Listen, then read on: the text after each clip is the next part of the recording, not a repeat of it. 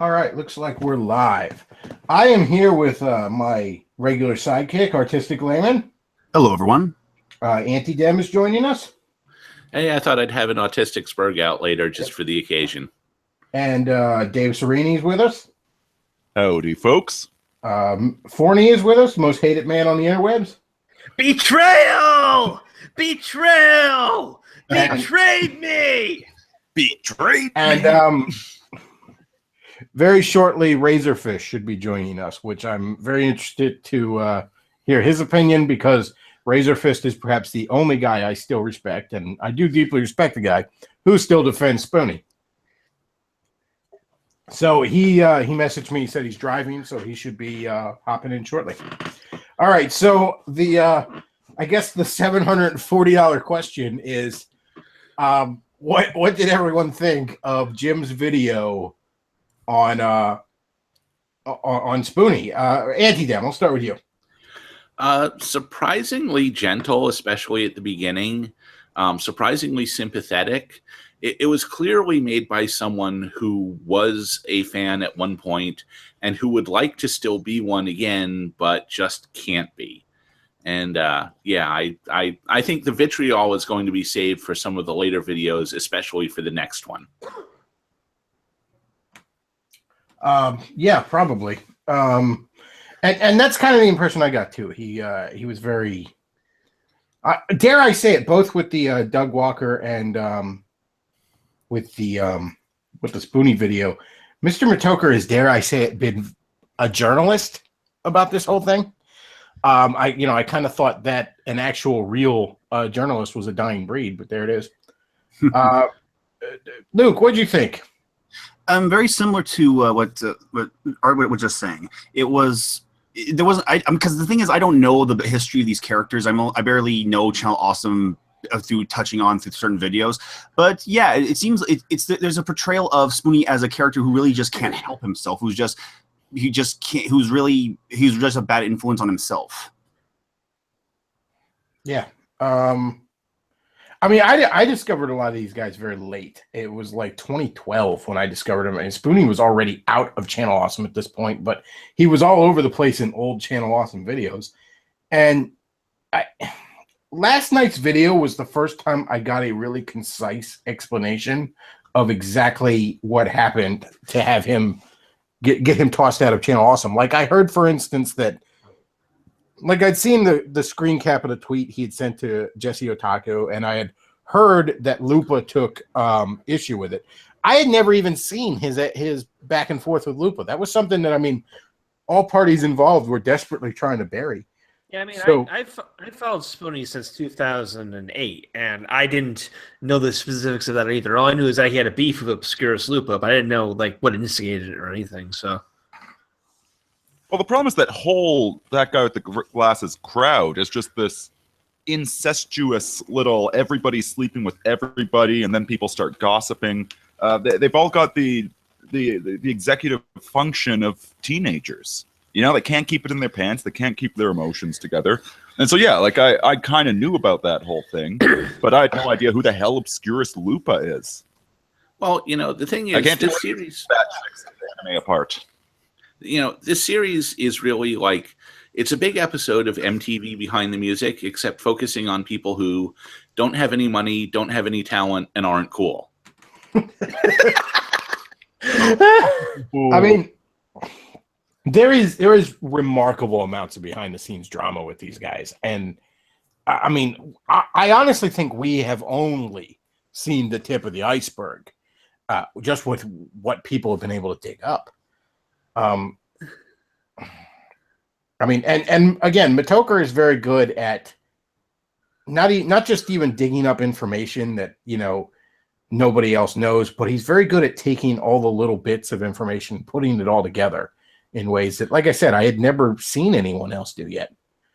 Yeah, I hope he does Lord Cat, because I've had a lot of respect for Lord Cat, and if he kind of just puts together the narrative, because like Lord Cat's like the same guy that got sucked into this cloud of idiocy, and then got away from it and said, "Ugh, I'm disgusted that this stink follows me around now." So I'd really like to see an episode on him. Yeah. Now, see, the thing with Lord Cat is he's very angry and bitter, and a lot of people will dismiss him as just being butthurt. And I mean, like, look, you can't blame all of the stalling of your career on being associated with Spoonie, but certainly you can blame a good amount of it. And that's the thing I thought he did really well in his video. Jim did really well in his videos, or his video here. He covered the personal drama without dwelling too much on it. He just said, like, here's what this guy says, here's what this person said, here's this. And then after that, he said, well, even if you dismiss all that, here's some stone cold facts we're going to talk about. And he talked about the Patreon debacle, which, I mean, you can argue that. See, I don't think what Spoonie said to Jesse Otaka was that bad. I really don't. You can argue it was over the line, but here's the thing. Spoonie's a comedian. Once in a while, he's going to step over the line. You have to give a certain amount of grace to entertainers that sometimes they're going to maybe step over the line a bit. I don't think he wasn't that mad about it. And then, okay, so about a month later, Lupa wants to drag it up when her and Spoonie are arguing. And Lupa's like, I just can't even talk to you because of that joke you made. And you know what Spoonie should have said? He said, look, I apologize. Leave me alone about it. Instead, he managed to act like such an asshole about everything to the point where nobody could be on his side. John Steele's joining us too, by the way. He's he's going to kind of hop in the background a little bit. He's not entirely abreast. I'm here. He's not all, my own personal. He's only half there. All that much. Well, okay, here's the thing about that whole Lupa Spoonie incident is I'm guessing there was a lot behind the scenes of that. You know, it's possible for something to just be the last straw. And the last straw in and of itself doesn't necessarily have to be anything particularly big. It could be just some little joke. I mean, if you know someone who's genuinely a good guy and they kind of say something inappropriate or off color, you can go to them and say, hey, look, maybe that wasn't the best thing to say, blah, blah, blah, blah, blah. I would guess with this, Spoonie had such a history of being such an asshole around people that it wouldn't surprise me with Lupa if that was it was something she would have let go if Spoonie hadn't had a history of building up to that. Well, there's two things here. Like I said, if Spoonie would have responded to that by saying, look, I apologize, let's move on, then Lupa would have looked like the shithead there to everybody. But that's not how Spoonie handled it. Now, yeah, maybe Spoonie had been a shithead to her behind the scenes. Who knows how much? That could have been part of it. Another part of it, and this is what Lord Cat hints to, is maybe Spoonie was ruining opportunities by association for some of these people. For all we know, maybe Lupa could have had, maybe she had a Lord Cat type opportunity lost to her because, oh, you're with those Channel Awesome retards. Isn't that retard that ran around screaming at the convention at one time? Betrayal. Yeah. Well, I mean, he did that. How many other things has he done? How many behind-the-scenes things has he done? How many times has he made an ass of himself to professionals in kind of geek media, the game makers, comic book artists, TV personalities? Who knows how many times he's made an ass of himself that we've never fucking seen? We've got a pattern of him responding to trolls or responding to anything in the worst manner possible. That is a distinct pattern. And we have one data point of him running around a con and really pissing people off, screaming things. So that would suggest that it's not just on the internet where he flips out. Maybe he has a history of this. I'm glad to see Razorfist has joined us, man. I used to love Spoonie.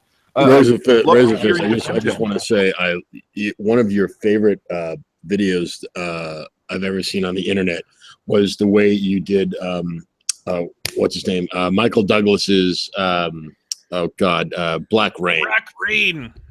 Black Rain. Do you remember that? Did you love that movie as much as I did? Or is it just, I swear to God, if I wasn't gay, I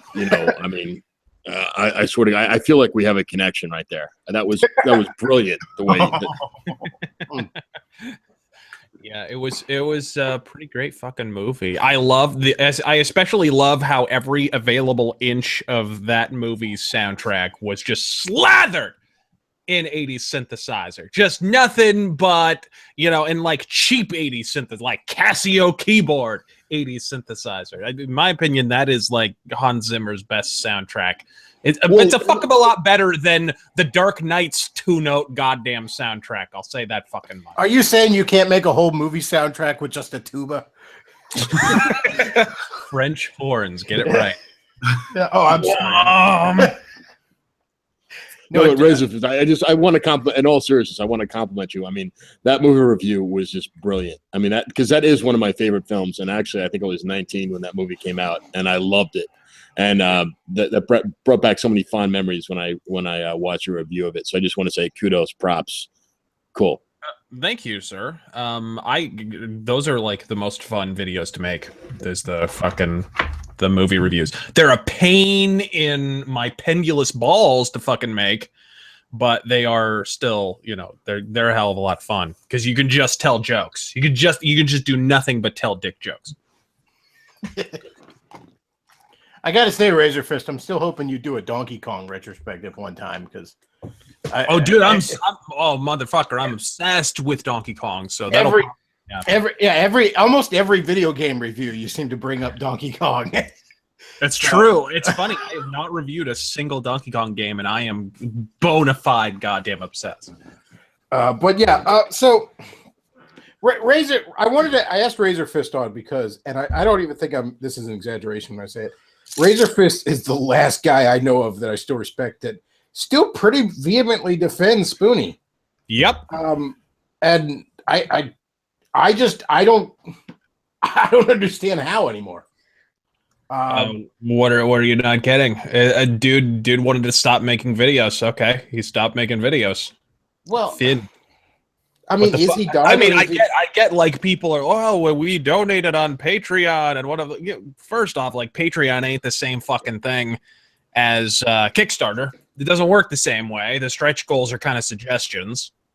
And second off, like I must have missed the fucking meeting where Spoonie held a fucking 45 to someone's head and said, fucking donate to me. In fact, I haven't even seen him bitch about his fucking falling Patreon donations either.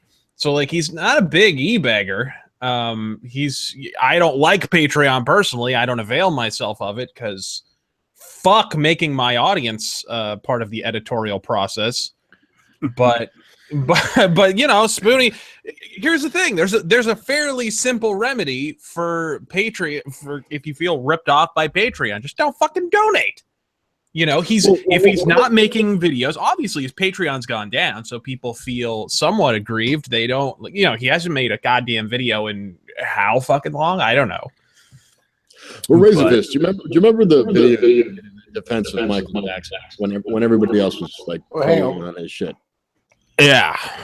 And I think that's kind of like what you're saying now. I mean, I'm not trying to compare the two, but in other words, you're saying, look, the jury is out. Like, put away the fucking hangman noose and, let's get our shit together. Oh, it feels like there's a massive goddamn dog pile effect going on with Spoonie. I think people look, this is nothing new. We've been propping up our fucking celebrities because we need the release of watching them be destroyed later on. For a long time, it's one of the darker parts of human nature that no one likes to talk about. It's the reason we have a tabloid industry. It's the reason we have e-drama websites. Because the probabilities being what they are, some people get to make it. Some people are born with the talent, or some people are born with the wherewithal or the drive, and other people are not. So the people who aren't and who never will be need some way to vent their mute outrage at being unable to attain the ambitions they've set for their lives. So you need these sacred cow. You need a scapegoat. You need someone to in other words, if he's like, some people are going to look up at a skyscraper and say, I'm going to climb that motherfucker. And then there's going to be those guys who look up at it and go, I'm going to bring that fucker down. And then after they've fucking dropped the skyscraper, they get to stand on top of it and say, hey, it's almost like I advanced myself. When in reality, they're just standing in a pile of rubble. You know what I I mean? think there's a little bit more to it than that. That's definitely Oh, an no, element. I'm not saying that's the entire reason. I understand there are people aggrieved, and you guys are going to bring up those points, but I think that's the dog pile effect. I believe that's part of it. Well, I think part of it was, look, I mean, there's going to be trolls that want to tear anybody down, but Yeah. the majority of the people I hear, at least, that are upset with Spoonie are people that just genuinely liked the guy. They genuinely liked his content. They liked him, and in their opinion, both the content and him personally seems to have just gone downhill. And I think Jim pointed this out in his video really good. And I hate calling him Jim because I don't know the guy personally, but that's what he goes by. But you know, primarily it's a lot of people that are like, man, what's wrong with you? What's going on with you? Like, I hate to pull my support, but I can't. I feel like I'm enabling you. And those people, I get if you feel like you've tendered money for a good or a service and you haven't received that good or a service. I get that. It's the fucking people. I mean, the whatever happened to Spoonie, that's become a genre on YouTube. Like it's a fucking thing now. Like there's people want to know. You can make money off of this now, which is saying whatever happened to Spoonie, you can actually, start a GoFundMe on that. Like, where in the world is Spoonie? Exactly. But Well, I'll tell you. He quit making videos to go work in the oil patch or something like that. It's just he just faded away. As soon as his Patreon started, he just stopped making content at all. And part of the reason there's this what happened to Spoonie genre is because people generally want to know what the hell happened to Spoonie. And then when he does surface his head, he's either mouthing off to Trump supporters, which, like I get it. We all have our political opinions, but if you're an entertainer, it's kind of a bad idea to wear them on your sleeve like that. Well, it's not so much bad. It's just that he's not really. He never, to my knowledge, has ever made a video about politics. He's never really. So I don't really. And then the politics thing, I agree with you on. I've said publicly before, like I have this rubber band relationship with Spoonie's Twitter, where I can follow him for about 3 years at a time. Once you get to that 4th year, something tends to happen, and we have to elect our next batch of leaders, and suddenly I have to check out. This is part, and it's not that I have a problem with him, because I don't. It's just, his feed becomes politics. And I checked his Twitter last night, and I was like, Is the remaining Patreon supporter George Soros? I mean, what is going on with this guy? Not exactly the best source of hair source is money, I would say. I mean, Soros can afford a little bit more than $740 a month. I think you're getting gypped there, Spoonie. Well, one thing I brought up MTV Behind the Music earlier, which is really to me what like Mr. Medicare's series on Channel Awesome is. And I think, really we've seen this story before. I mean, this is basically just Axl Rose or Scott Weiland. There's a lot of people where the struggle is what gives them meaning. And then as soon as they achieve success, they don't actually have that struggle anymore. So they don't have any meaning anymore. And they end up self-destructing. I think that's sort of what happened to Spoonie is he got to the top and then he just fell apart. I don't know that he ever considered he got to the top because he kind of had greater ambitions than just some YouTube show on the internet. I mean, he was big. But like he was huge. I mean, when you look at the name recognition that guy had, and then look at what he's pulling in Patreon, it is astounding. I mean, that's a lifestyle right there. What is he making? $7,000 a month when it was going on? No, he's making $740 a month. Well, now he is. But he was making like 4,000 or 7,000. I was making $5,000. Yeah, he's making $5,000 at one time. Dividends from people watching your old videos and the advertising on them. Well, that's the other thing. That's the other reason people are upset over it. Is because it's like, Spoonie, you made it. Why aren't you happy with that? Why don't you go keep being Spoonie, do all this awesome stuff? I think part of it too, and part of the appeal of guys like Spoonie, you could say this of Angry Video Game Nerd, Doug Walker, all the ones that people really, really liked, and in some cases still do, is they had a certain everyman appeal where they felt like your buddy. It felt like you were listening to your buddy, bitch about this game or this movie. So when one of them starts to go south, and I mean, you don't know the guy, so maybe this isn't really right, but it is how people tend to feel, whether they're aware of it or not.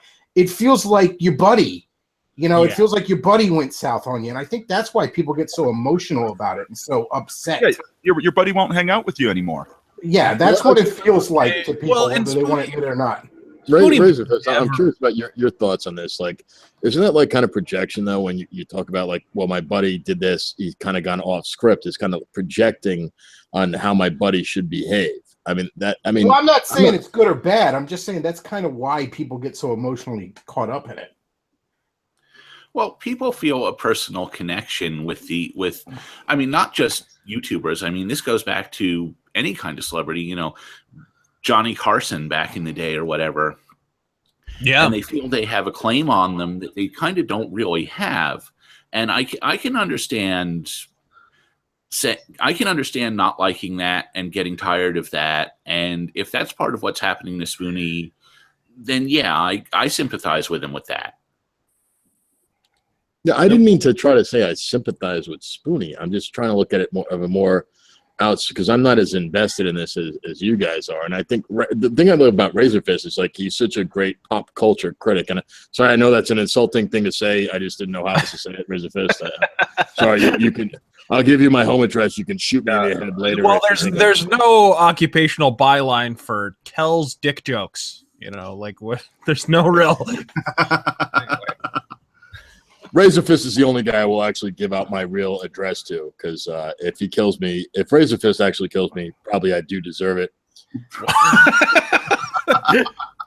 Plus, it'd be quick. I carry a great big revolver, so. But anyway, no. You did speak to that point though, like about like the way we kind of. I think it was Anti-Dem was saying that about how we feel like we own the way these people act or something like that. You know what I'm trying to say? Like, we're invested in them because we think we know them, but we really don't. I think there's a curious byplay that takes place. Like I said, people like to build their heroes and then they like to tear them down. Actually, let me put that differently. I don't think it's a cycle where they necessarily have to tear them down. I think it's a situation where they like watching the rise, and as long as that's beneficial, they're pretty content to stay on board. Once it stops being beneficial, then it's more beneficial to them, both from like a views standpoint and from kind of a psychic masochism sort of standpoint. It's more beneficial psychologically to them to chronicle the descent from that point on.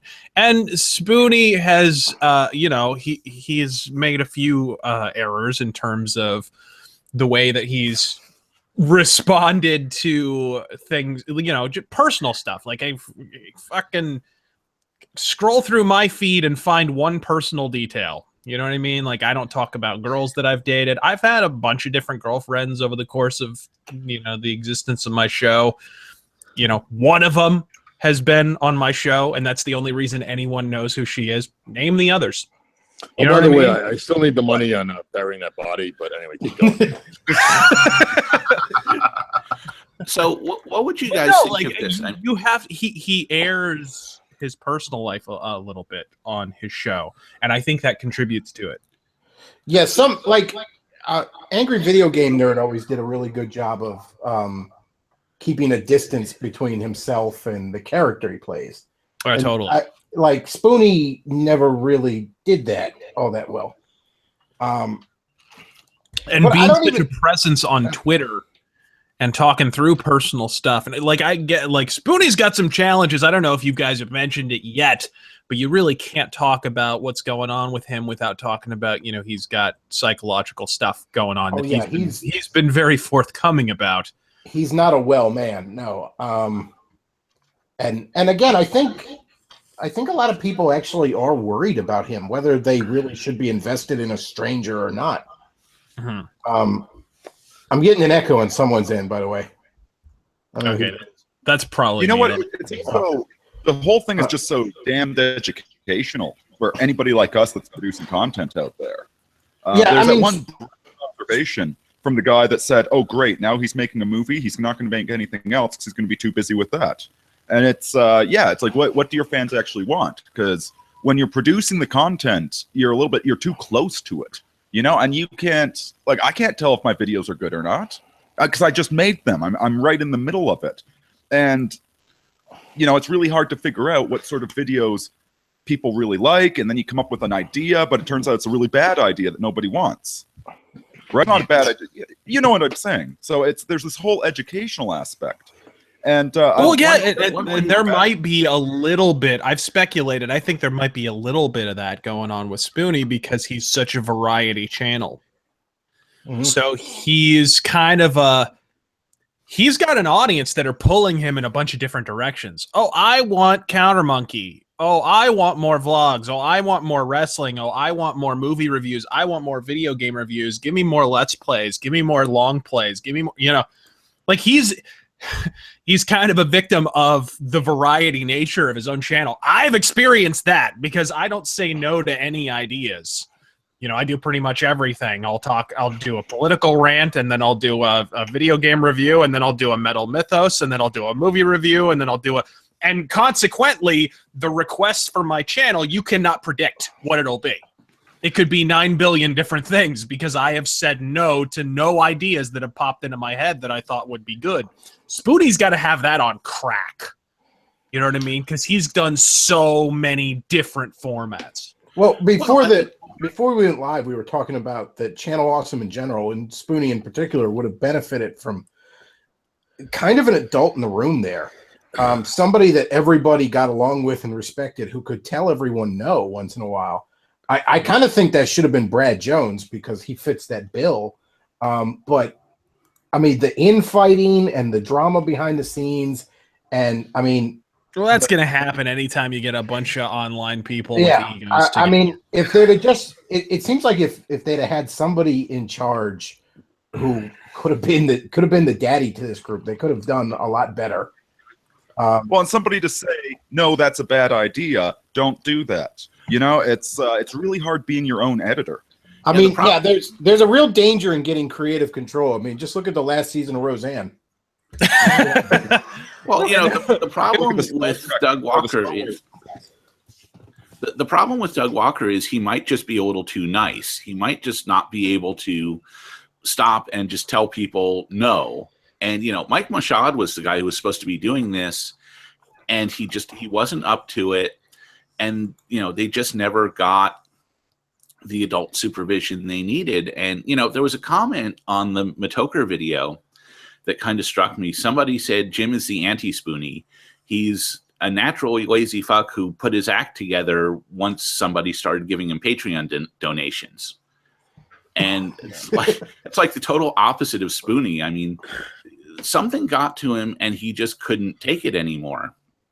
And the guys who are successful at this are going to be the ones that bust their ass. I mean, look at Razorfist. Not only is he putting out great videos, but he's got that part-time job being Sticks, Hex, and Hammer 666. Exactly. It's not easy. And you have no idea how hard it is to find a phone booth in 2017 to change into. There's actually somebody commented on Jim's video that's the reason Spoonie disappeared is because he became Razorfist.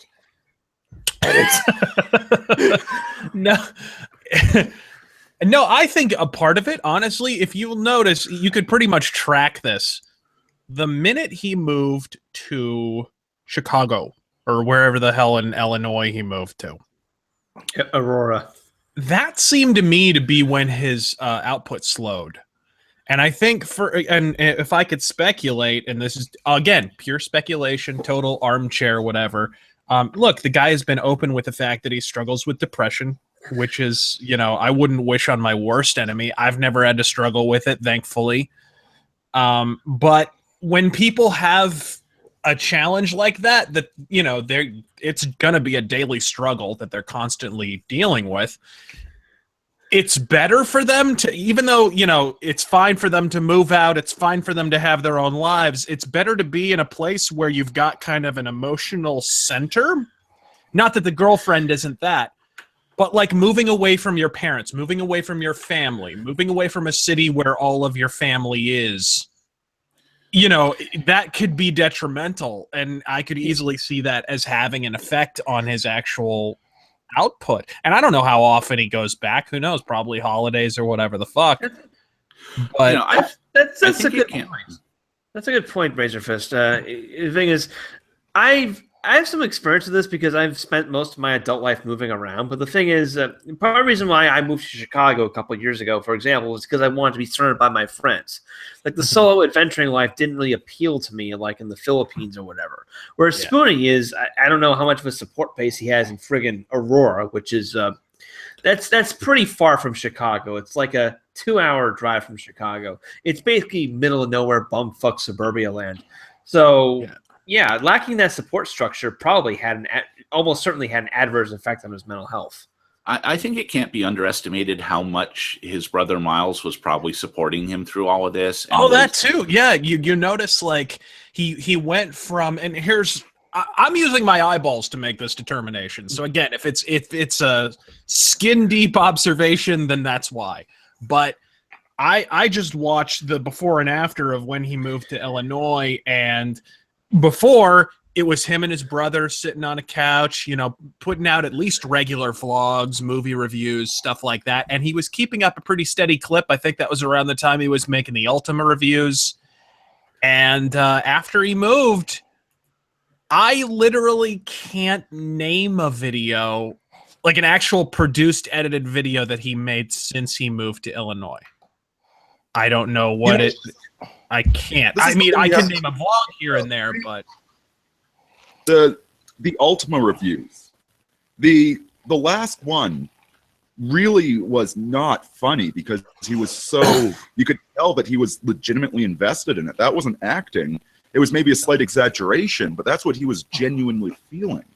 And I wonder if that doing that emotionally impactful video, like he felt really betrayed by this game, which, you know, on the one side, get over it, man. You're an adult. Yeah, exactly. But I wonder if that just left a bad taste in his mouth, and then he moves across the country, doesn't have his brother anymore to, you know, give him that psychological support of having your brother around, and if it all just kind of got to him. Yeah, I mean, the dude has a very supportive girlfriend. I don't want to underestimate that because she's been a kind of a saint through all this. She gets a lot of shit from his fans. That's a part I wish is his name Jim, guy who made the video. I wish that he had mentioned, because part of this is, as Spoonie, the more silent Spoonie has been, the more shit she gets, because she'll actually respond to people on Twitter, you know, about what's going on with him, and, you know, why the output is slowed, and about the Patreon and stuff. And people have been merciless to this woman. She didn't do a fucking thing. You know, she's just in a relationship with the guy. And you really got to feel for her on that one. No, I actually think that's crossing the line of attacking her. Oh, yeah, in any way, shape, or form. I was a bit suspicious at first that she might be a bad influence on him. But, you know, she's working and helping support them, and like with everything she's doing, yeah, you're right. She's supporting him, and Jesus, man, like, get out of your damn depression, Spoonie, you know? Well, that's easier said than done. Again, I can't pretend to know what the hell it's like to struggle with depression. Again, I've never struggled with it, but I've, you know, the horror stories you hear from people who actually do, it's a pretty rough downward spiral, and the more feedback you get from the outside, the more you hate yourself, and just kind of keeps going. You keep circling the drain. You know, it's funny because I saw a tweet from him like last night or so, because, you know, I'm prepping for the stream and thinking like, okay, I haven't really checked up on Spoonie recently. What the fuck's going on with the dude?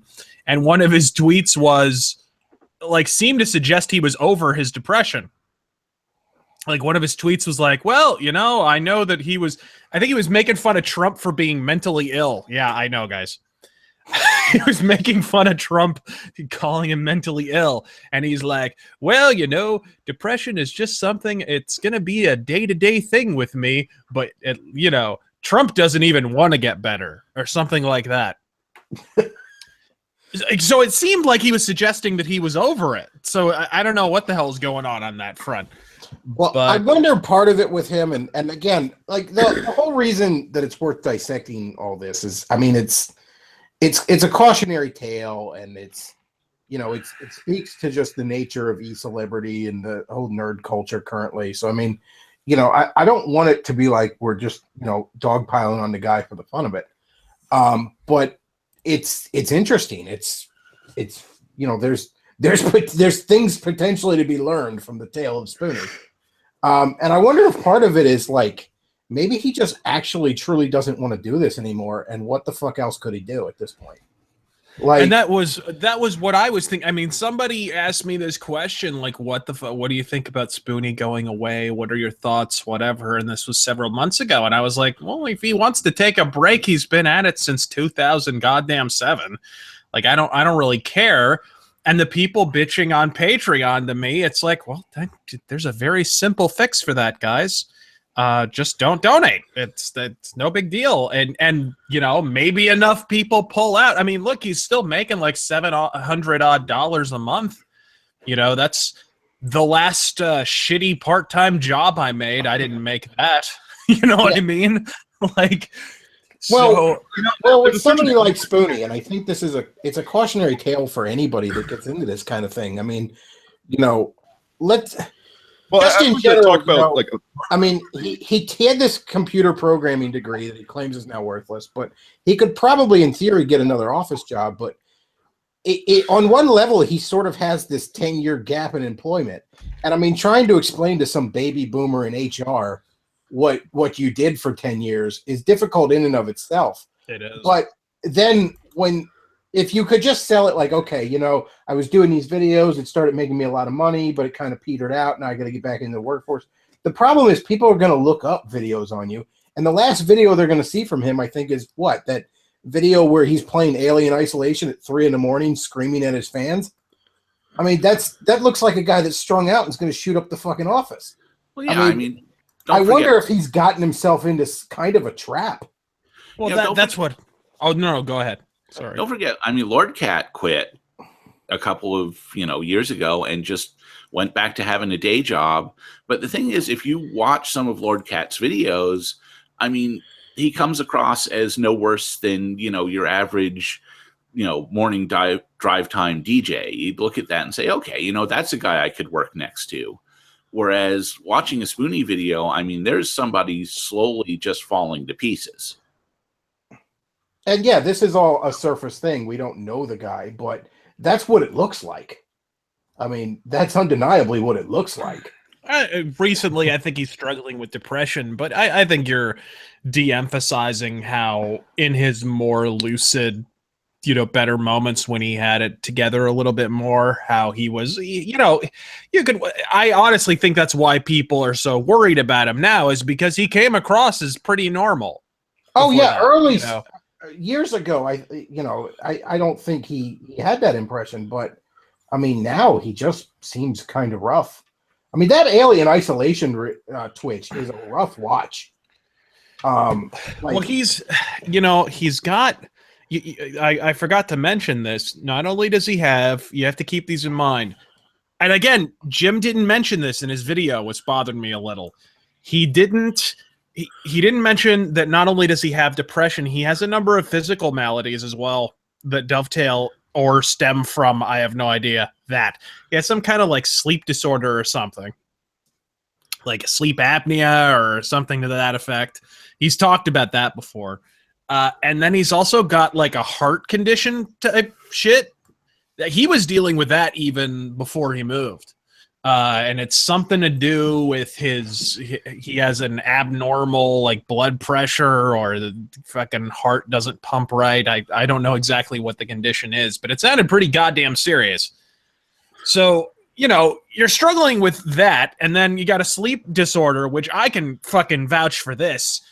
There have been days when I've had a whole review written, and I don't struggle with sleep problems anymore, but you know, anything could happen and you'll be forced to stay up because just something happens, you know, in life. You wind up having to take someone somewhere or help out a friend or get up really early. You wind up running on no sleep. And I've had whole reviews written. And just as soon as you don't get sleep, you don't want to do a fucking thing with it. You know, you don't want to record it. You certainly don't want to goddamn edit it. Imagine that, but it's like a daily fucking struggle. And I think it begins to come into focus a little more why he's not doing more stuff. Well, like I said, though, my point was, though, I wonder if he feels trapped. Like, if he feels like he doesn't want to do this anymore, but, you know, he doesn't know if he could get a real job at this point, or if he'd just have trouble getting back into the workplace. Like, I wonder if he feels like he's stuck doing something he just doesn't want to do anymore. Well, I think it's an irrelevancy if he's got physical and emotional maladies that he's dealing with, because he's trying to recover from that first, most likely. Because how are you going to... He's not going to do any better at a 9-to-5 job if he's struggling with crippling depression and sleep disorder than he would at YouTube or whatever, you know, making videos. There's another element of the...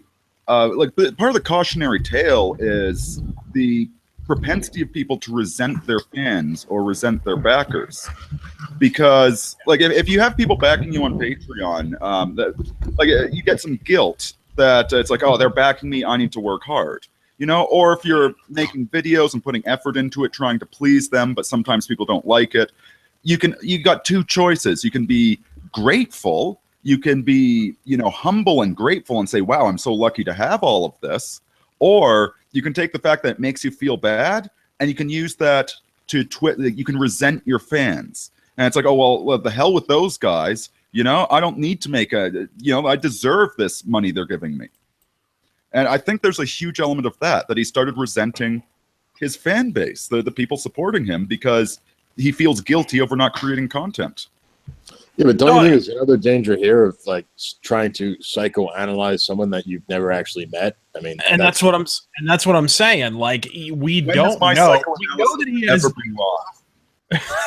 we know that he has struggles that he's dealing with. We don't know to what extent, and that's why I think it's kind of pointless, like, to stand on the outside and judge.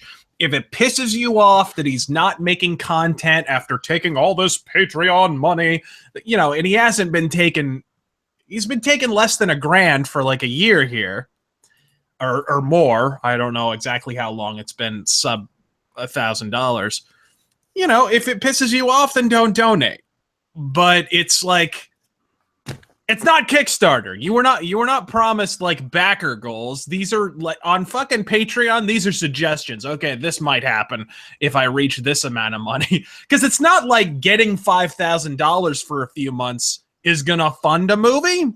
You know what? Like an actual theatrical fucking movie. He probably would have had to do some kind of additional Kickstarter or something if he wanted to fund anything on the level of like even the AVGN movie. He probably would have had to get additional funding. The point is he doesn't owe us anything. He doesn't. Well, you know, $5,000 won't fund a movie. I take it you've never seen Birdemic. Or anything on the Sci-Fi Network. Yeah, that was actually $500, I believe. You know, one thing I'd like to get your guys' reaction to is, you know, I think that really the eCeleb bubble is really popping. And when any bubble bursts, what you have is sort of a winnowing out. You know, the wheat gets separated from the chaff, and people who really have talent are going to weather through it. They're gonna make it. They're gonna come out the other side. But a lot of people are going to fall by the wayside. And I think we're really seeing that with the whole eCeleb, and especially the sort of rant review style. You know, that's really, there's a bubble of that lasted for about 10 years. It's bursting. And yeah, there will be a few people left on the other side of it. But I think a lot of people who rode that bubble for a long time are just going to drop out of sight.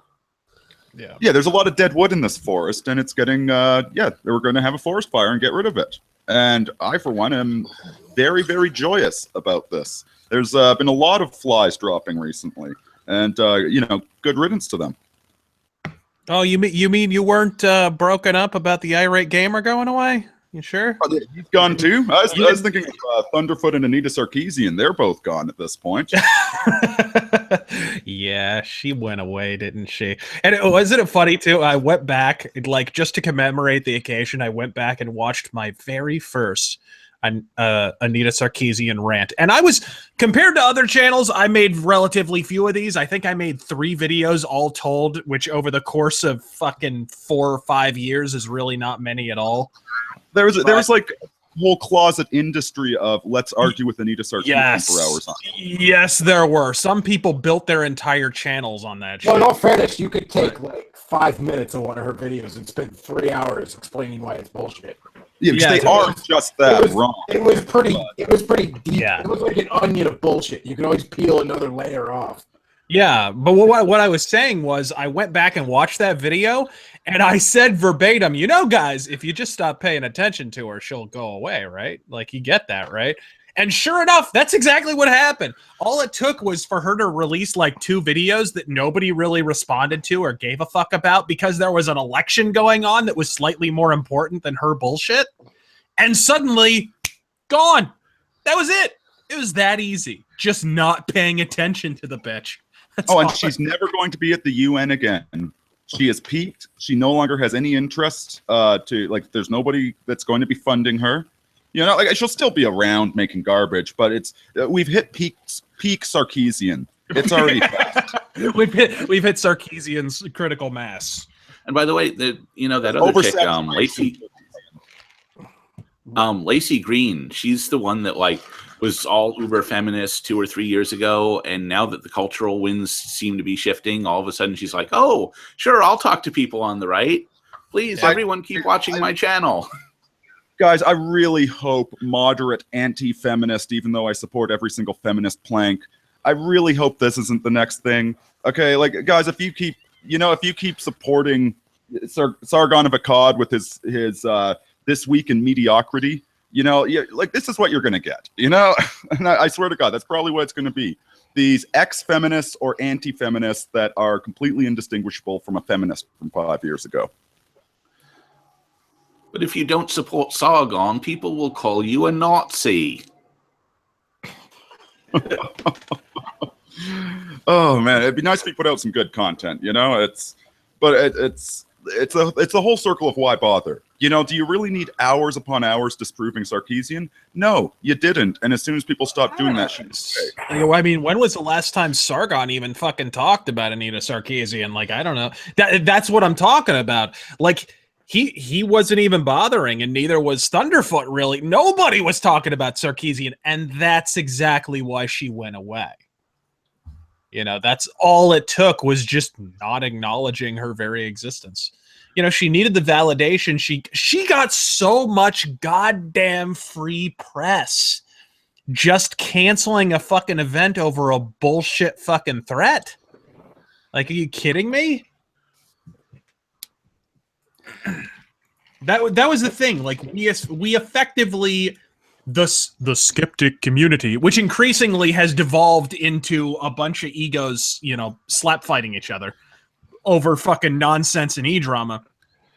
But the skeptic community effectively operated as her PR wing for many goddamn years. Every time she would drop a new video, it was like they would be the ones to let you know. I hate to tell these jerks, like, no, H.L. Mencken was a skeptic. You guys are just wide-eyed utopian believers in something that isn't Christianity, but that doesn't make you a skeptic.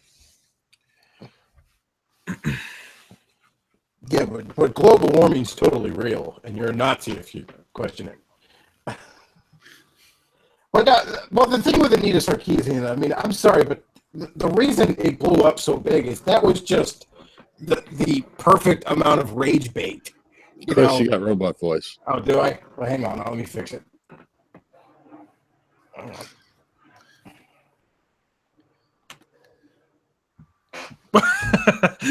By going away. Tell us a story. Everybody loves your voice. Just fill the dead air, please. By the way, dead air. One thing I would love to see, Razor Fist, from you someday, do release a blooper reel, because I mean, the way you present is just amazing, but you have to have a big, long collection of them somewhere. No, I that's not do. true. Razor Fist is absolutely perfect. There's never been in a single blooper.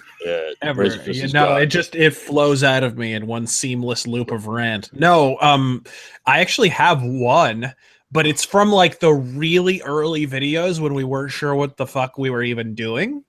So like I'm trying different things. The one and only time I ever tried to read off of like a not a teleprompter, but we like rigged up some text on the screen that would scroll. So it was like a ghetto teleprompter. The one and only time I've ever tried to do that, and you will immediately realize why I don't fucking do it. I can't read for shit and my eyeballs don't work. And I tried probably fucking 7 times. And you can watch it in the blooper reel. I forget what it's called, Rageworthy Outtakes or Rageworthy Bloopers or something like that. We put it out as like a Christmas special a while back. But yeah, you'll realize very quickly I'm not fucking even remotely within the immediate vicinity of perfect. I don't know. Wearing sunglasses inside at night might have something to do with not being able to read that prompter. Dude, that too. No, you would be surprised. Like, people are always like, oh, you wear the sunglasses so you can read off a screen. And it's like, if you had any idea how little I can see in these fucking things, you would never say that again. I can't see a goddamn thing. Yeah, but you look good. That's what's most important. That is what's most important. No, but Gotta hide actually, the fact it's just did some- I started You out. know, 'cause- every year in Canada, over 300 teenagers freeze to death trying to look cool. It's kind of like Norway with the black metal bands. But Well, no, the thing I was saying about Sarkeesian was that was the absolute perfect flawless rage bait when that came out. Because it's like, here comes this woman that is going to, you know, this hobby that people had that just now is starting to get a little bit of mainstream acceptance. Just now you're finally not totally made fun of for having it. And here, this woman is going to come out here and she's going to piss all over this thing you love. And she's going to do it with epic levels of bullshit. Well, And it's also the perfect all time. the media is going to suck her proverbial dick over it. Like, yeah, everyone is going to lose their shit about that. Well, and also the whole gaming industry at the time was very, very sick. It was in a like games were turning into garbage. yeah, And that was it's also at a time. I agree. That's something nobody talks about is fucking how bad games were when she came along. You know, there's a video by that I strongly recommend where he talks about how Gamergate, the whole how Gamergate missed the point, how it was about indie games trying to make quality, but then indie got taken over by SJWs, and then the SJWs that took it over sold it out to the AAA. Yeah. That's what happens when an industry is dying, when it's an old rotten forest. That's when the SJW parasites come in. If 'cause- Anita Sarkeesian had made the same videos 10 years before, picked up because people were too busy making good games and playing good games to give a shit about what some idiot on YouTube has to say Hell, about it. not So even I 10 was- years before. If she had come along in 2006 or 2007, she wouldn't have had a single, nobody would have cupped a fucking ear. Not one goddamn person. And yet, you know, she came along right at a perfect juncture when, you know, the industry, I've said this before, we hit a crash that the media won't acknowledge around 2009. Software sales plummeted. We've lost a shitload of AAA developers because that's all a crash is, folks. It's not a catastrophic event where the industry dies. That didn't happen in the 80s, and it didn't happen in 2009. All that happens is the industry stops making as much money for a while, and a bunch of big developers go out of business. Kind of sort of like exactly what happened in 2009, 2010, 2011. Oh, hey, it's still happening today. Well, yeah, for the first few years of the 2010s, I remember everybody thinking like, oh man, there's going to be a crash soon. And it's like, nobody just admitted that, like, and I was the same way. Nobody kind of admitted that it wasn't already here because the gaming press was still blowing so much smoke up your ass. But I was going to say that Anita Sarkeesian did actually come about in the mid 2000s, but then the entity took on the name of Jack Thompson. And Chris, that one wasn't successful. Chris, last night you were talking about how comic books, specifically superhero comic books, worked in waves. And I will postulate the fact that the problem you had with comic books preceded what happened with video games. Oh yeah, I And, talked about like with comics, there's sort of a 20-year wave. You know, you look at like the 40s was the golden age, and then there wasn't much of any superhero books in the 50s. Then you had the silver age in the 60s, and then kind of a slump in the 70s, and the 80s was this booming decade, and kind of the bottom fell out of it in the 90s. I'd say the 2010s or the 2000s were actually a pretty good decade for comics, although sales never quite. No, from about 2000 to from about you look at, 98, like, 99 on. early, the Ultimate line before Jeb Loeb ran it into the dirt. DC was doing really good stuff. Yeah, and then it hit the Scheisberg around. Yeah, and then 07. this decade, I mean, I think in years from now we're going to look at all this forced diversity the same way we sneer at like a bunch of pouches on a costume. Like the Muslim Miss Marvel is going to be to the 2010s what cable was to the 90s.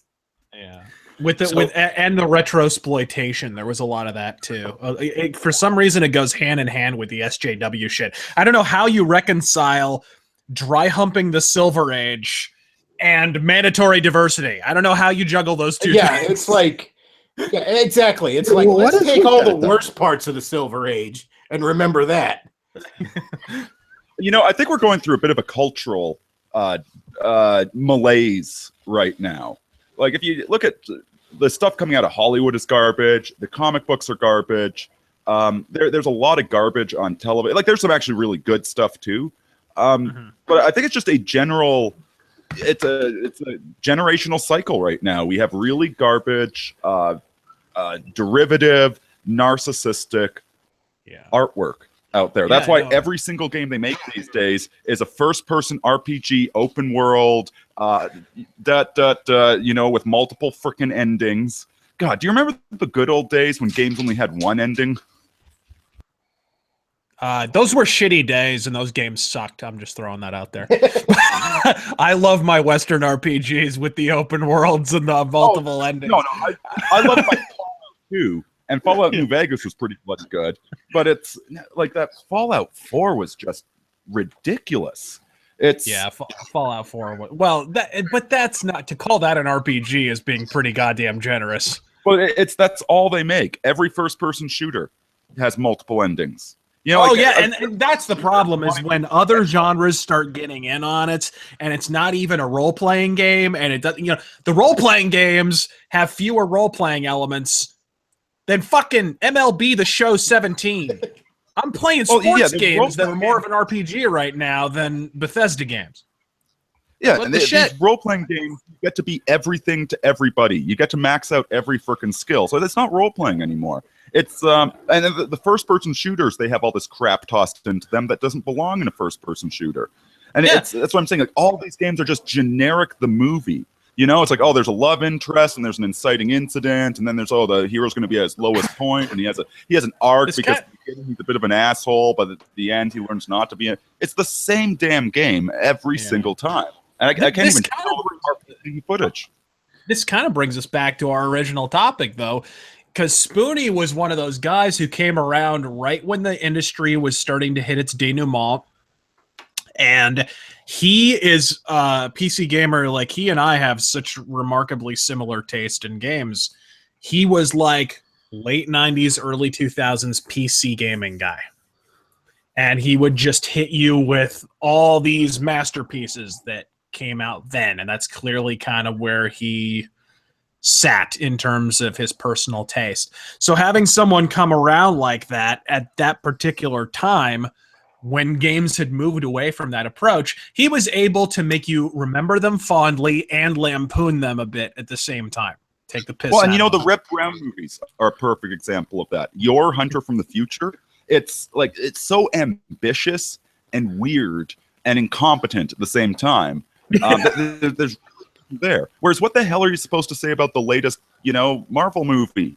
Oh, well, they had a really good action piece, but the villain was kind of disappointing, and, they had a few more characters than they really needed. Oh, like every other Marvel movie. That's why I don't like them. They're all the exact same movie, just with some of the pieces moved around. How do you even critique that? What's the point?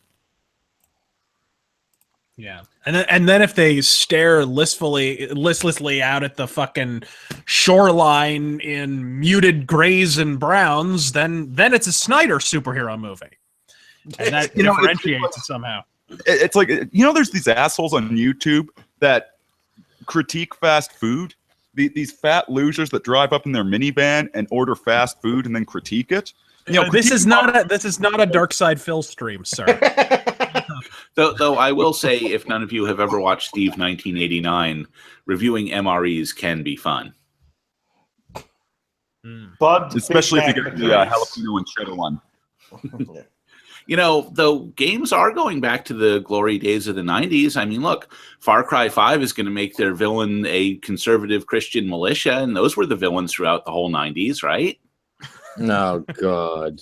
Wasn't it? Back in the 90s, you could still have brown people be the bad guy, which was pretty shocking by comparison. There's some stuff, if you go back and play games from the 90s, I mean, Jesus Christ, that's one of the reasons I defend Duke Nukem Forever, at least on a tonal standpoint, is because that game came out and it just was a game from 1995. 1994. That's what it was.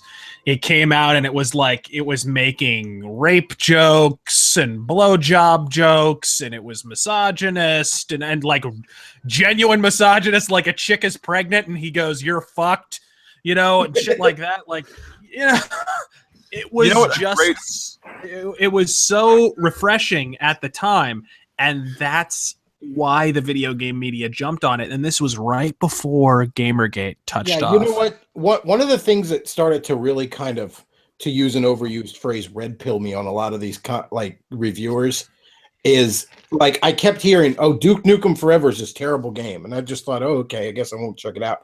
And then I watched reviews, and all I heard them bitching about was, "Oh, it's sexist and it made my pussy hurt," and those were the men.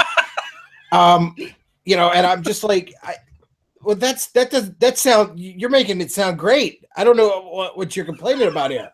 Like, I thought this sounded bad until you told me about it. Yeah, what did you think Nukem was going to be? Yeah, and that's the other thing. I'm like, what did you think that this game that is, this game from the 90s that's based on 80s fucking, one-man army type action movies, what did you think this was going to be? I mean... Yeah, you know what? It's like watching... Talk about his subscription to the New York Times? It's like watching Revenge of the Nerds 28 and complaining that they're stealing panties. Or watching the latest Sexual Lobster video and saying, "Well, I don't know, this one was kind of gay, I don't like it." All right. Real quick, because, I'm yet another guy who makes money off of bitching about Spoonie. I'm going to do an ad break real quick. Because I got to get me some of that sweet bitching about Spoonie dollars. For those of you listening, do check out the sponsor down below for this video. It's Button Naked, which is a little Etsy store that sells a bunch of shitlord/nerd related buttons. My personal favorite, and Razorfish might really love this, is one that has Donkey Kong on it that says Ape Culture. Fuck yeah. That's a personal favorite of mine. I make sure I wear that at any con I go to. So yeah, do check out that sponsor, and if you enjoy the video, tips are greatly appreciated. You'll see a little tip jar down there below. So that's enough. That's enough shilling and e-begging there. Well, I got a question for Razorfist, if he'll indulge me for 30 seconds. Okay. How do you know it's going to be exactly 30 seconds? I don't exactly. Are you from the future? No, I'm not. I'm not, sir. My question to you is, sir, is how do you you seem to do a really good job of maintaining a clear line. Like, you don't get overly caught up in the polarization of things. Like, for example, when you did the critique of Michael Jackson and the way the media totally tore him down, and like, you acknowledge the fact that, yeah, he was a weirdo, he was a fuck up and everything like that, but no, he did not fucking molest these kids, and that was a crock of shit. How do you maintain that kind of reality? Like, what do you do? Like, what is the compass that you use where you don't get pulled to one side or the other and you maintain objectivity? I'm just curious about that. If you could just expand on that, if that's not too deep. In the case of Michael Jackson, I guess I could just break that down so that, you know, you can understand my thought process on that one. Like a lot of people, I was unable to keep objective during the trial. Like a lot of people, because you have to understand, it was kind of like what's happening to Cosby now. Actually, there's a lot of creepy ass overlap between the two situations. But, there is no positive Cosby coverage on TV right now. None. Absolutely none.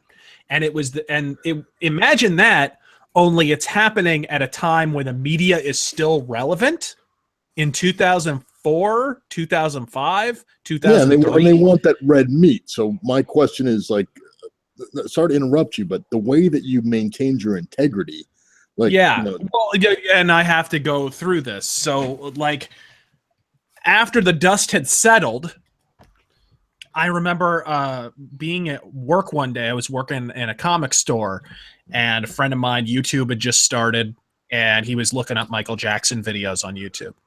And I'm like, I had this weird kind of visceral, like, oh God, the kitty molester. And I kind of had to take a beat and think, why do I think that? What item of evidence made me think that? And when I didn't have an answer for that, I was like, all right, I got to look into this a little more. And so I began poring over information about the Michael Jackson case. I even looked up the actual publicly released FBI files from when Neverland Ranch was raided. And honestly, that's where most of it comes from. The same thing happened with me and the West Memphis 3 case a few years before that. Only I'm embarrassed to admit, I didn't initially anyways apply the same critical thinking to the Michael Jackson case. For those who don't know, the West Memphis 3 case was this case from 1993 where 3 8-year-old boys were murdered. And, instead of looking at the parents, which is what cops, that's like routine police procedure, check out what the parents were doing at the time. They didn't even check up on their alibis. They just jumped on 3 teenagers who had no connection. They just pulled like the goth kids out and said, they did it because they worship the devil or something like that. Basically, yeah. And they had no previous connection with the kids. They didn't even go to the same school. And one of them, it turns out, was actually at a wrestling match in another state at the time.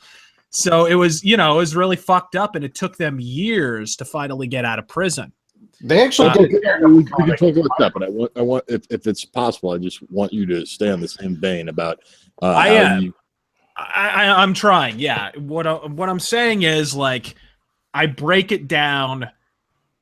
I read up on stuff that is not biased if possible. In the case of the West Memphis 3, there was a website called callahan.8k.com that I don't know if it's still up, but it had no opinion involved. It was just a list of the evidence in the case.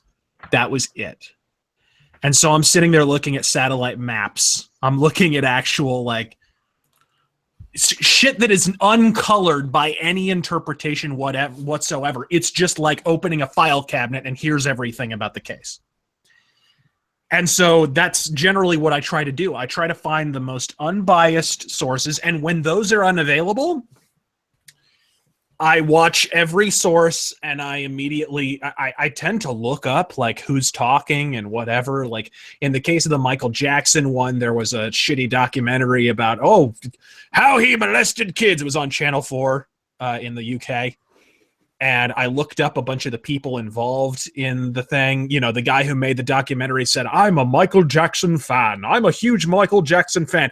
Then you look him up, and several years before that, he's writing essays on Michael Jackson, the child molester, and shit like that. He's just blatantly lying. People involved in the documentary were, like, on Gloria Allred's payroll during the initial accusations and shit. So you look into everything. You try and get as much evidence that is not colored by any kind of bias whatsoever. And then you just have to make the personal call on whether or not it feels right. In the case of Michael Jackson, I immediately began to realize, oh, fuck.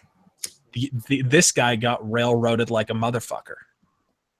Just Well, straight up. I just want to say, like, for the record, so everyone just hears me say it right now. I mean, that video that you did was brilliant, and it was better than anything I ever saw. Any of these bullshit news magazines like 2020 or 48 Hours or investigative things. The way that you broke that down was brilliant. I just got to say kudos. I just want to say that on air right now for the record.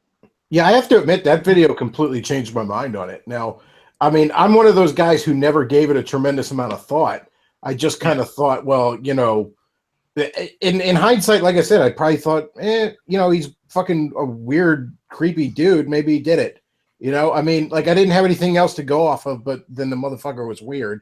And it was never anything I gave a lot of thought to. And then I watched that video and I'm like, yeah, now I really don't think he did now. And I probably never, and I probably would have been in the same camp. I probably never would have made a video in defense of him if he hadn't basically died as a culmination of all of these years of horseshit. That's why he's dead, guys, is all of this stuff and his inability to deal with it. That one of the most destructive sayings out there is where there's smoke, there's fire. Oh, it's really easy to kick up a lot of dirt and it looks like smoke. Especially today with the media, with a 24-hour media culture and shit. It is so, look at the fucking Trump Russia shit where, they'll pursue every possible tendril of this supposed octopus, and the octopus is not there. They'll go down one tentacle and it leads to nothing. And they never retract. They never say, "Oh, that avenue was bullshit." They just move on to the next one. Meanwhile, just keep. This is part of the problem with the modern science. If you look hard enough to find something, you can eventually find evidence of whatever you're looking for. If you're not truly doing it with an open mind, if you're not truly being scientific about it, you can find whatever. And another thing too with the modern culture where everything is archived online. If you want to, you can go through their Twitter and eventually you'll find something from 5 years ago. And it's just because there's smoke doesn't mean there's fire. Well, the same people that want to call you a crazy conspiracy theorist if you think maybe there's something suspicious about Seth Rich's murder are the same people that think that Trump is actually Putin in a mask. Exactly. Even though he just shit-hammered one of their closest allies. But that's just to throw you off the trail. See, right? That's what they want you to think. Well, getting back to the Channel Awesome crowd, and again, I don't want it to be entirely about Spoonie because I find the entire e-celeb culture fascinating. One of the things that I've always found really frustrating about a lot of them, even the ones I like, is how incredibly thin-skinned so many of them are. And I understand that, look, you're dealing with fans all the time. You're never going to be completely professional and friendly all the time. But with so many of them, it's just like, especially for someone that criticizes things for a living, it is remarkable at how poorly they handle criticism. The nostalgia chick's a prime example of that. Not that I ever thought she was that particularly good, but so many of them just, by nature of it, they were all amateurs. And while that was often a strength, that was often a really bad weakness. And with a lot of these bigger sites, it just seems like they should have had somebody there that was kind of an adult in the room. In the case of Spoonie, I would defend him on the basis that he has some psychological difficulties and so forth. He's got disorders that he's dealing with, so that's a little more understandable. Not all of them, however, are struggling with that.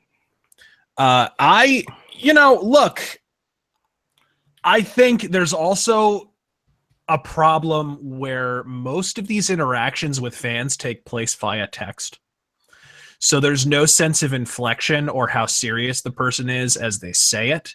And this goes in both cases, both the fan leveling the criticism and the person responding. Because just because a fan says something, you could have a situation where the fan is dead serious. You killed Christ. And then the guy responding, because this happens to me all the time, is just being an asshole. It's just like, having fun, it's really more about having fun with a witty rejoinder than actually being acrimonious. I get people claiming I'm thin-skinned all the time because I have fun doing the stand-up comedian thing of taking the piss out of hecklers. If they could see the smile on my face and the smirk when I'm doing it, they would understand that I'm not actually thin-skinned and I don't really care.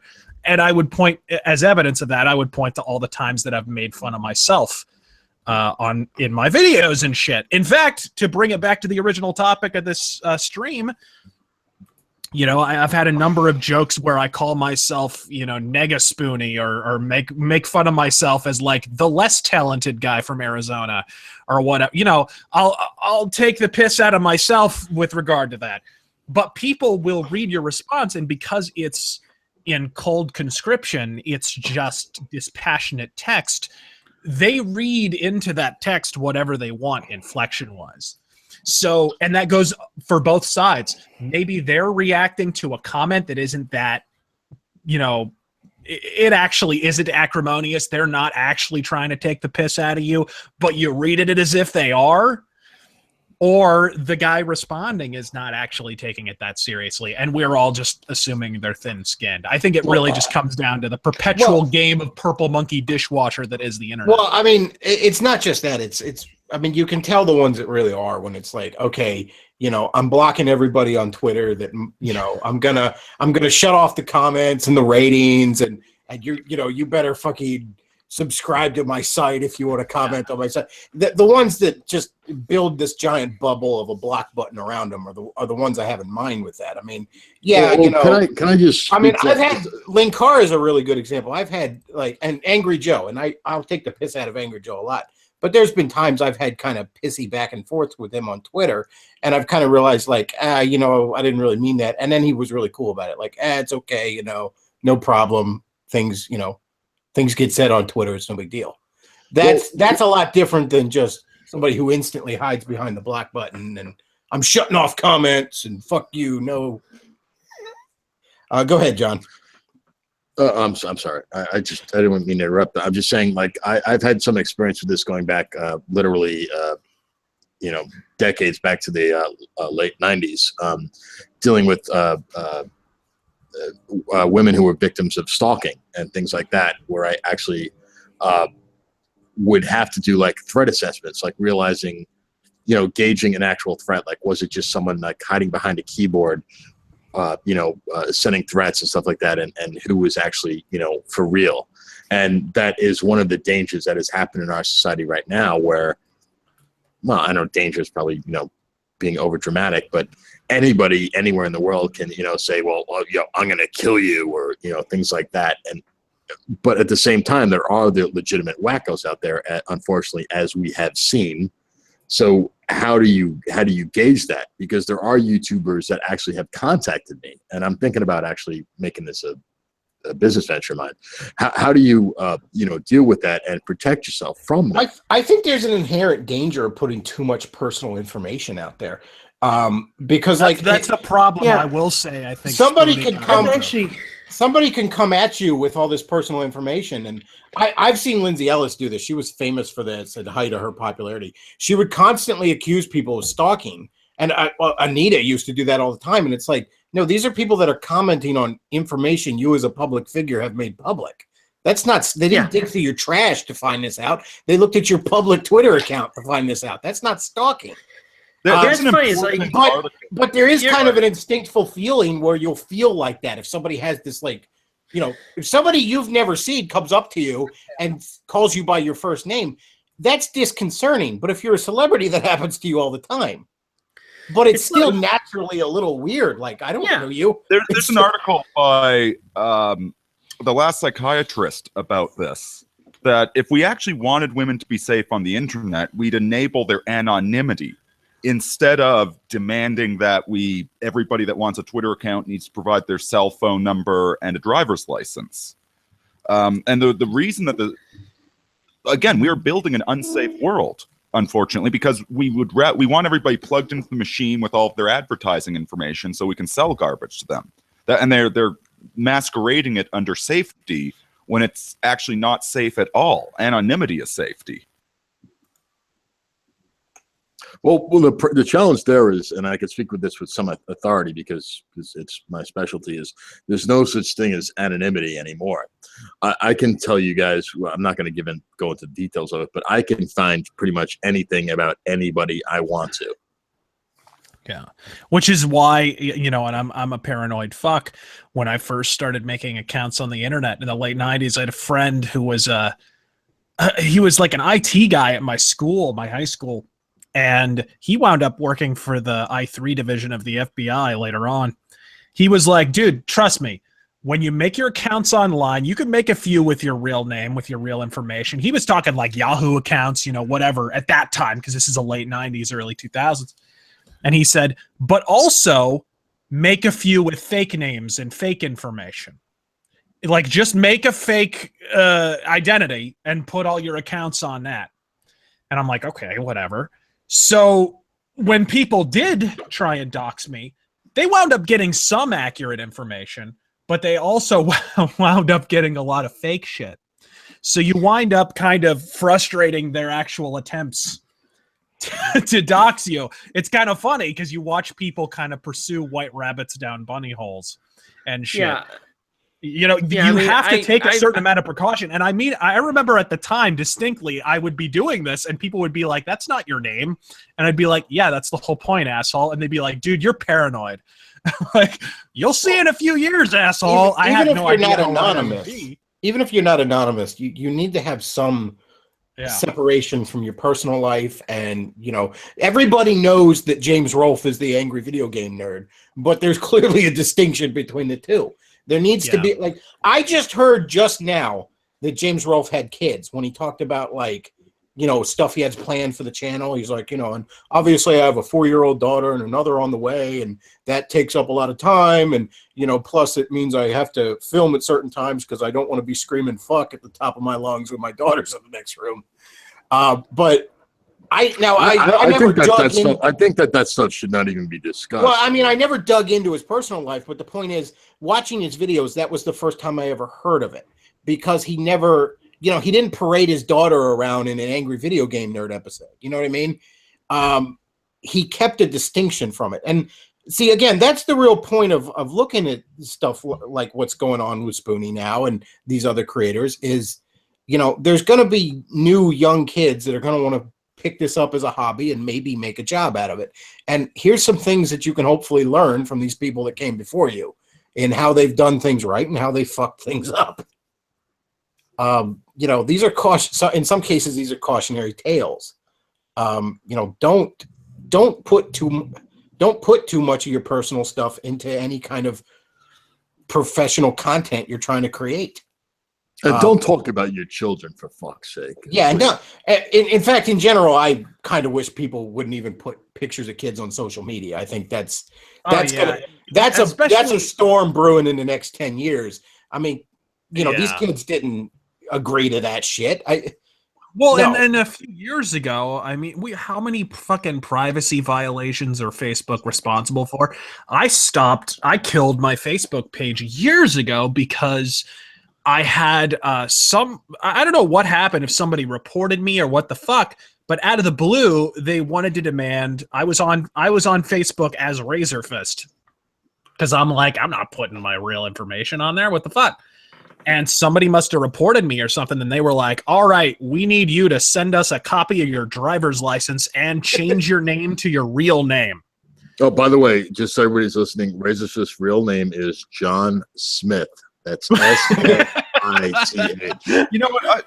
A good no, question. It's actually Kosuke Tanaka. But Razor Fist is Spoonie's photoshopped it. Couldn't you just scan your driver's license and change your name around? They were not going to I did. know. That's actually, no, it's funny you mentioned that. That's what I did because I had to delete my account, but I couldn't even, what they do is they actually lock you out of your account and they put you behind like a wall where, okay, just send us a copy of your ID and you can get back into your account. And I rightly surmised that they would just check it later. They would let me into my account right now, but then they would just check it later. That's exactly what happened. So what I did is I scanned off my driver's license and then I photoshopped all the information. I said, Razor Fist was my name, replete with umlaut over the O, might I add. And you would be I shocked hope how long they let me remain on Facebook with just that. You should I have hope taken you a picture replaced of the them. picture of your face with a picture of Goatsy. Oh But no! yeah. Stop with the goatsy. I was gonna say you should have taken the Razor Fist Marvel Comics character and put it there. See how long it took him to see I it. know, right? And so they let me log in just long enough to kill my account, basically. But yeah, you have to if you intend to create content, you have to create. You can't just be on your Twitter putting every bit of personal information out there all the time. That's that's probably not a good idea. And that's I've said this for a long time. Somebody just needs to step in the case of Spoonie and just be like, okay, man, like put out tweets when you have a video or something to promote it, or or restrict the number of tweets that he can have a day or something, because once you stay on it that long, you inevitably are going to start getting into personal stuff, whether you like it or not, because you're just going to run out of shit to talk about. Yeah, the most successful ones, they avoid doing that. The most successful ones avoid doing that. I mean, I don't know anything about John Tron's personal life.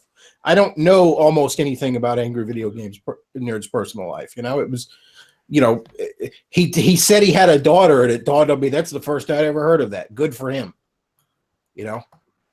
Well, here's a question for specifically Chris and Razorfist, because they got the two largest presence of the people in this hangout. Is maintaining I'm pretty much a distant second. Well, you know what I'm saying. Maintaining the idea of a personal boundary about what you, because the whole world can listen to us right now. Everything we're saying right now is recorded, like literally recorded, and people are listening to us from, God knows where. Maintaining the sense of a personal boundary. Like there's certain things that you will say to people that and then certain things you say to people well, and there's certain things you say to people that you really don't really know at all. I mean, and this is kind of a false kind of reality that we've created with the internet right now, where and it's all false. All of it is false. That's the thing that people don't understand. This is one of the things that pisses me off the most, is like people assuming they know about a guy's entire life because they watched a 15-minute video on the internet. Because it's like, that's not who that person is. Whoever the fuck they are in the other, 23 hours and 45 minutes of the day, that's who they fucking are. I'll give you a perfect example, and this is going to blow some people's mind. Hey, this lisp I have? It's fake. It's part of the character. I don't normally speak like that. You have to create kind of cues where, okay, I'm in Razor Fist mode. Okay, I'm in my mode. This is me now, right? So you guys, you literally don't know who these people are. And it was interesting because I had never really created a line of demarcation before that. No idea that I'm actually a gay, autistic, retarded virgin. Yeah. You're not a virgin. No, I did during my Trump rant. I think it was the election rant, the post-election rant that I did. I, for the first time, kind of stepped out of character and just was like, okay, I'm just going to make a few comments that are unscripted, and here you go. And people were like, what the fuck? Was that voice fake or what? It's like, no, you don't understand. These are 15-minute videos on the internet. I'm going to, there's an affectation there. Even if you're not necessarily playing a character, you are necessarily going to have different things that you do that are not part of your normal daily life. You know what I mean? Well, with me, I mean, I don't have a clear character, but I call myself the Bechtloff on here just so this is not the first thing you find if you Google my name.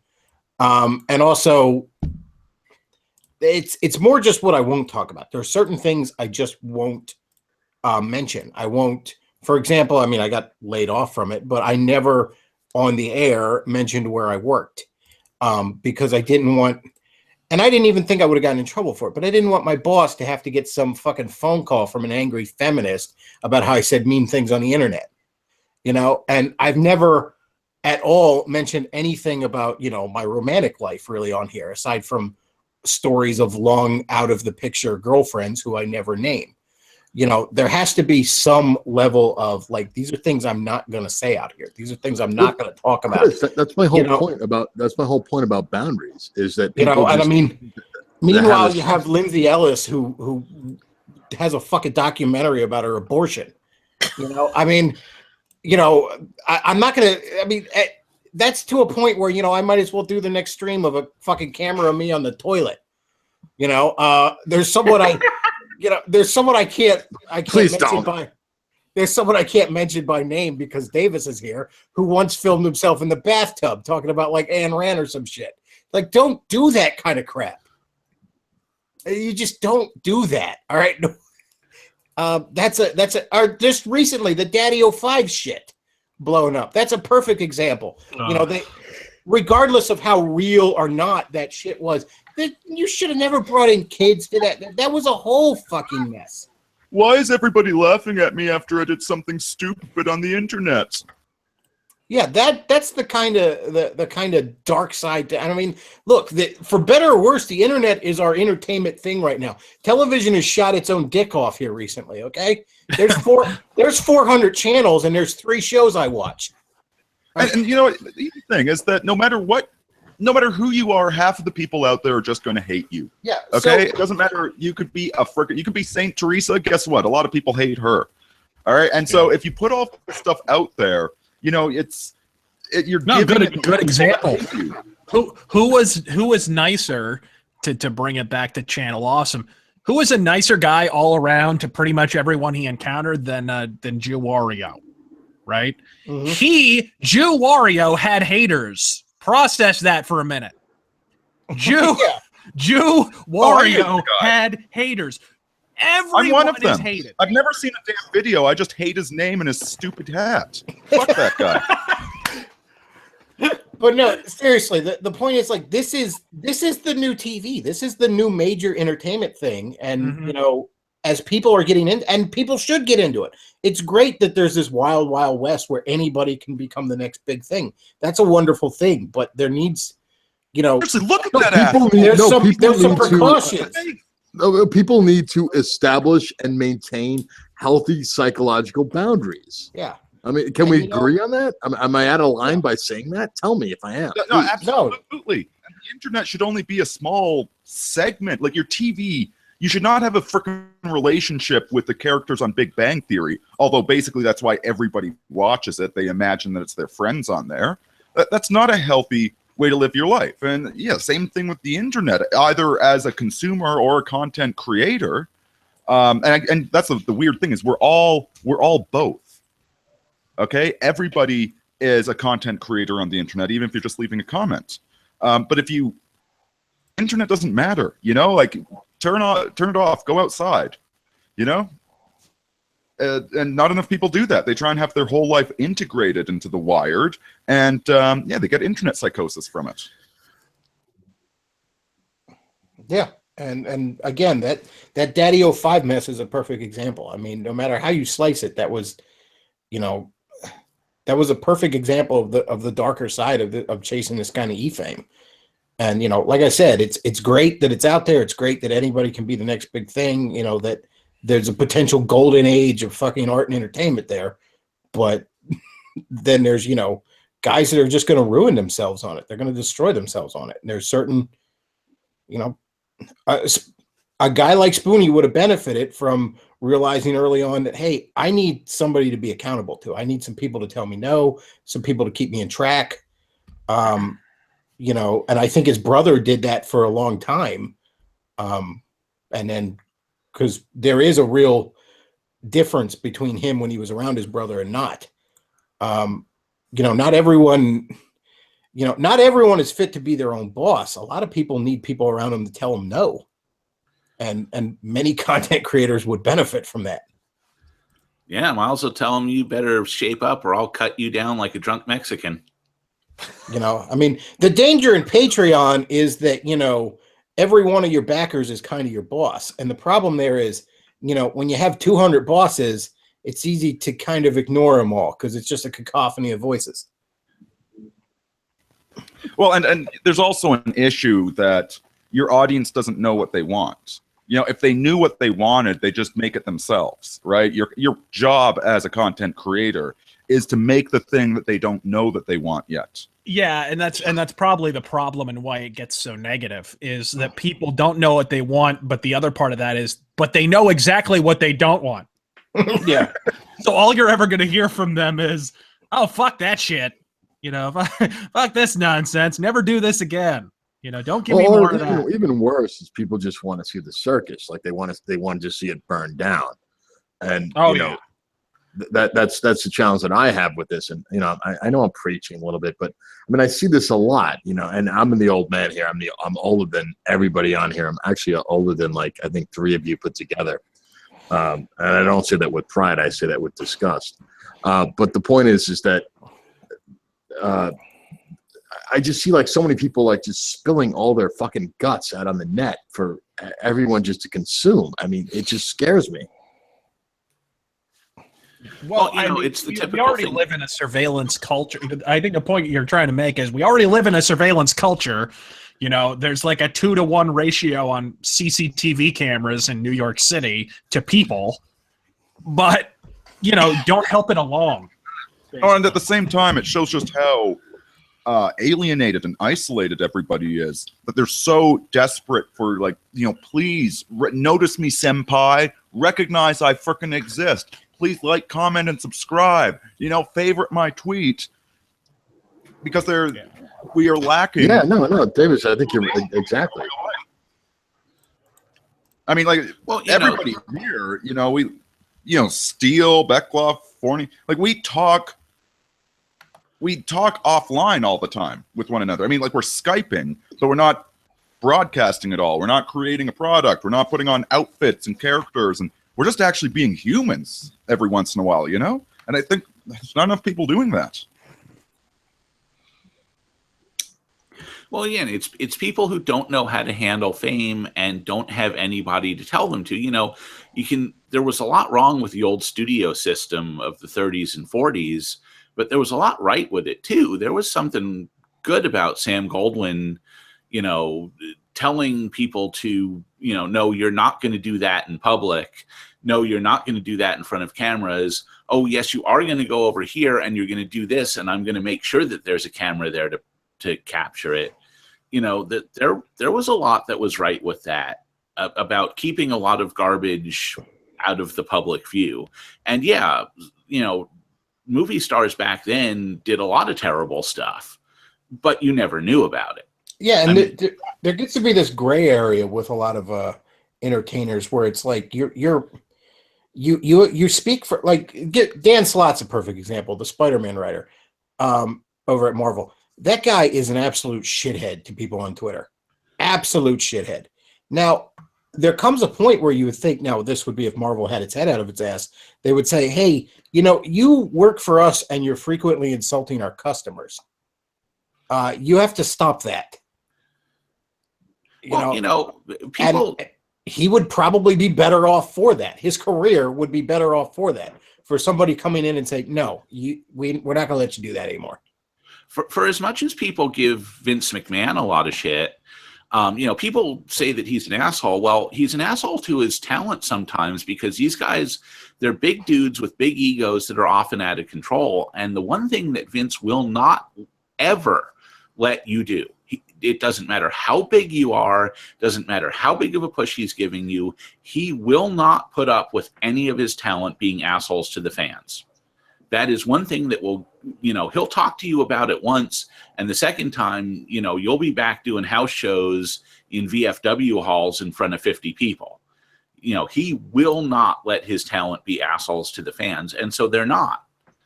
You know, that's a good thing. Yeah, and a lot of these entertainers nowadays would really benefit from that. You know, no, you're not gonna run your mouth on Twitter because you also represent this other thing you work for. You know, if an actor for a TV show, you know, is an asshole to people on Twitter, suddenly those people don't want to see that TV show anymore. You know, for better or worse, a lot of people can't differentiate the art from the artist. At least on a hindbrain level, most people can't. And, you know, that was an old value. I mean, reading a biography of him, people, I mean, you want to talk about a colossal asshole. Peter Sellers was like the worst. He was an absolute monster. And nobody knew it because he had enough sense, and there were people around him who had enough sense to tell him, no, you keep that under your hat. You stay away from the press unless it's a controlled event, and, you know, you keep that out of the public view. Whereas now, you know, everybody's heart's on their sleeve because, oh, we're going to be out there and authentic. And no, it doesn't make anything better. I was just about to say that part of the culture where, you know, everybody's an anal expulsive. They're just putting all of their, you know, everything is out there. All of their fifis are all over the place. Their nude pictures are floating around. You know, and it's an inability to show any self-control or to act like adults or to show some decorum. You know, it's like listen, you and your wife should do terrible, terrible things in the bedroom to one another. I don't want to hear about it, though. No, I'm doing the exact same terrible things to my wife, but I don't want to talk about it. There's no need to bring that up. But most people, they have no filters.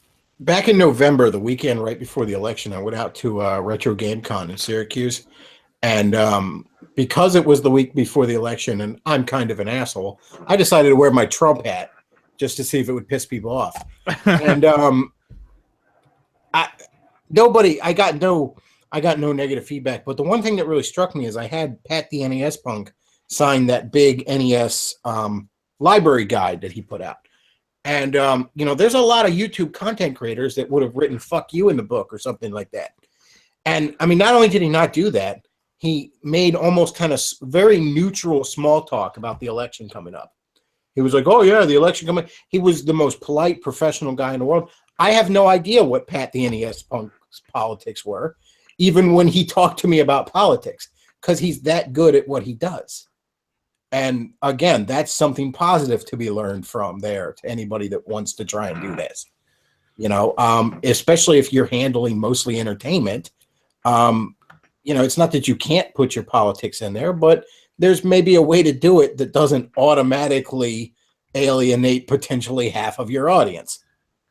You know, with apologies to Stefan Molyneux, we need to spank our kids more. You know, because kids need to learn that there are just some things you don't do, and especially there are some things you don't do in public, and that's not negotiable. Children and fools speak the truth, but children lie a lot. That's why they get beat sometimes. And yeah, we need to beat our kids more. We need to. You know what happened? The greatest generation came back from the horrors of war, and instead of dealing with it, they decided to build a giant safe space of a country. And they raised the baby boomers to be completely safe space, free everything. Oh, here's some plastic toys. Go do whatever you want. We'll give you all the free money. And it's just been getting worse. You know, we are a society of safe spaces that, like, we derive our identity from our politics, for crying out loud. You know, I actually kind of like the fact that Trump's gone. He's waffled on a lot of his promises. Like, no, alt-right. No, he's not the second coming of Christ. Stop identifying with him. Stop making politics the purpose of your life, because it's not going to take you anywhere. Speaking of which, I gotta duck out now because 4 a.m. But thanks for having me on, Bechtloff, and the rest of y'all have a good night. See ya. No problem. 4 a.m. Where the fuck is he? Newfoundland? What the fuck? He's in Hungary, I think.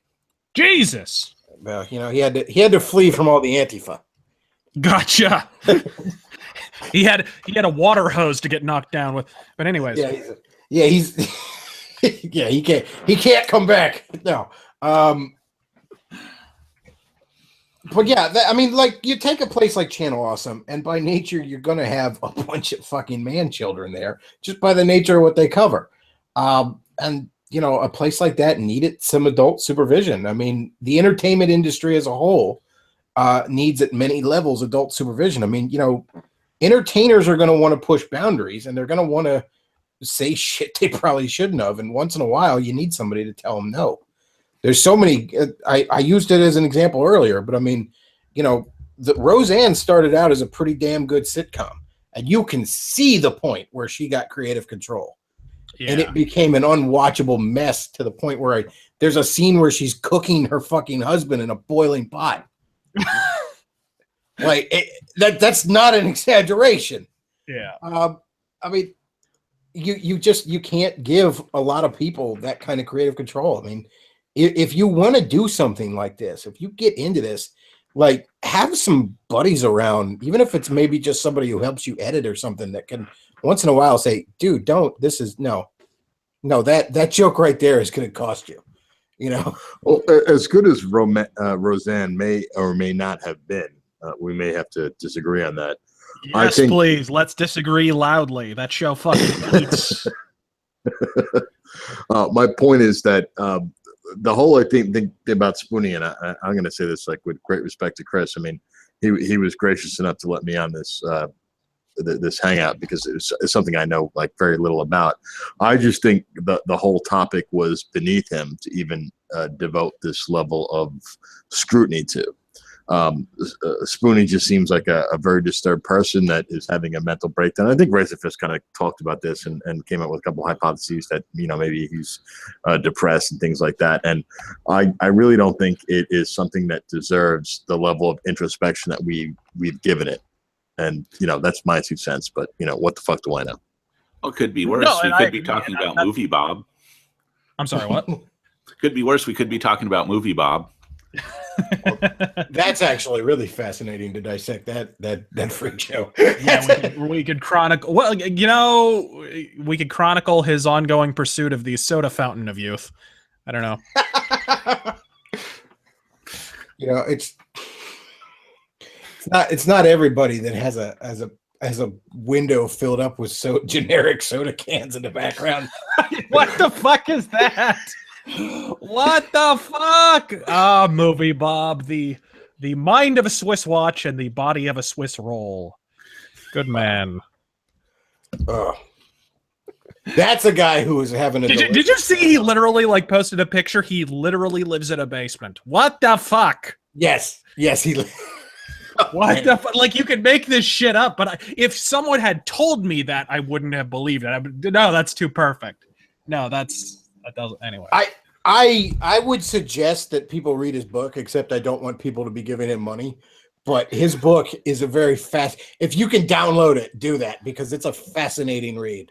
It's both talking about Mario 3 while you're also reading the diary of an angry, lonely virgin. It's a fascinating read. I actually reviewed that on Reaction back when that was a thing. You know, you shouldn't make fun of him for living in the basement. It's actually the perfect environment for him to grow crops inside of the city. Oh my! Did you see that Razor Fist where he talked about how he's going to exterminate all the rural folk because cities are going to have vertical farming, and the leftists in the cities will be able to rise up against the rural folk? what the shit? He's plotting he's plotting the Deus Ex Invisible War arcology future. Are you shitting me? For a guy that calls everybody Nazis, Movie Bob comes up with a lot of final solutions. Let me put it that way. Holy fuck, he does. That is one that is one eugenic asshat is what that is. It takes a special kind of lack of self-awareness to be a diabetic, obese, 35-year-old virgin who thinks he's the Ubermensch. Well, he does like this.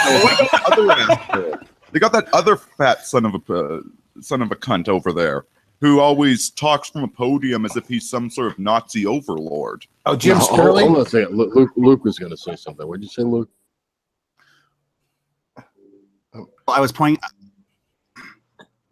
out that Movie Bob does have a great affection for Magneto, so he does have a lot of envy to his enemies, and he replaces himself as a Nazi. Okay. This is true. And they both are able to create their own gravitational fields. So there's that. It's a damn irony that these would have been the first ones lining up to murder a whole bunch of Jews under Hitler.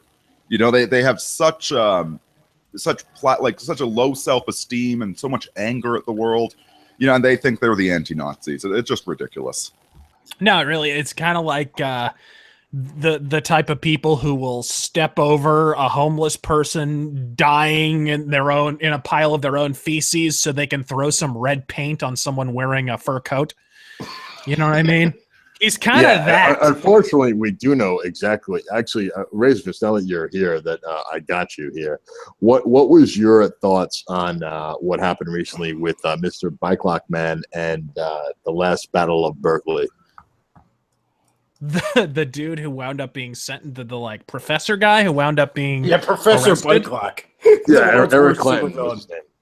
Well, I'm not that familiar with the particulars of the situation, but it sounds like just a college professor.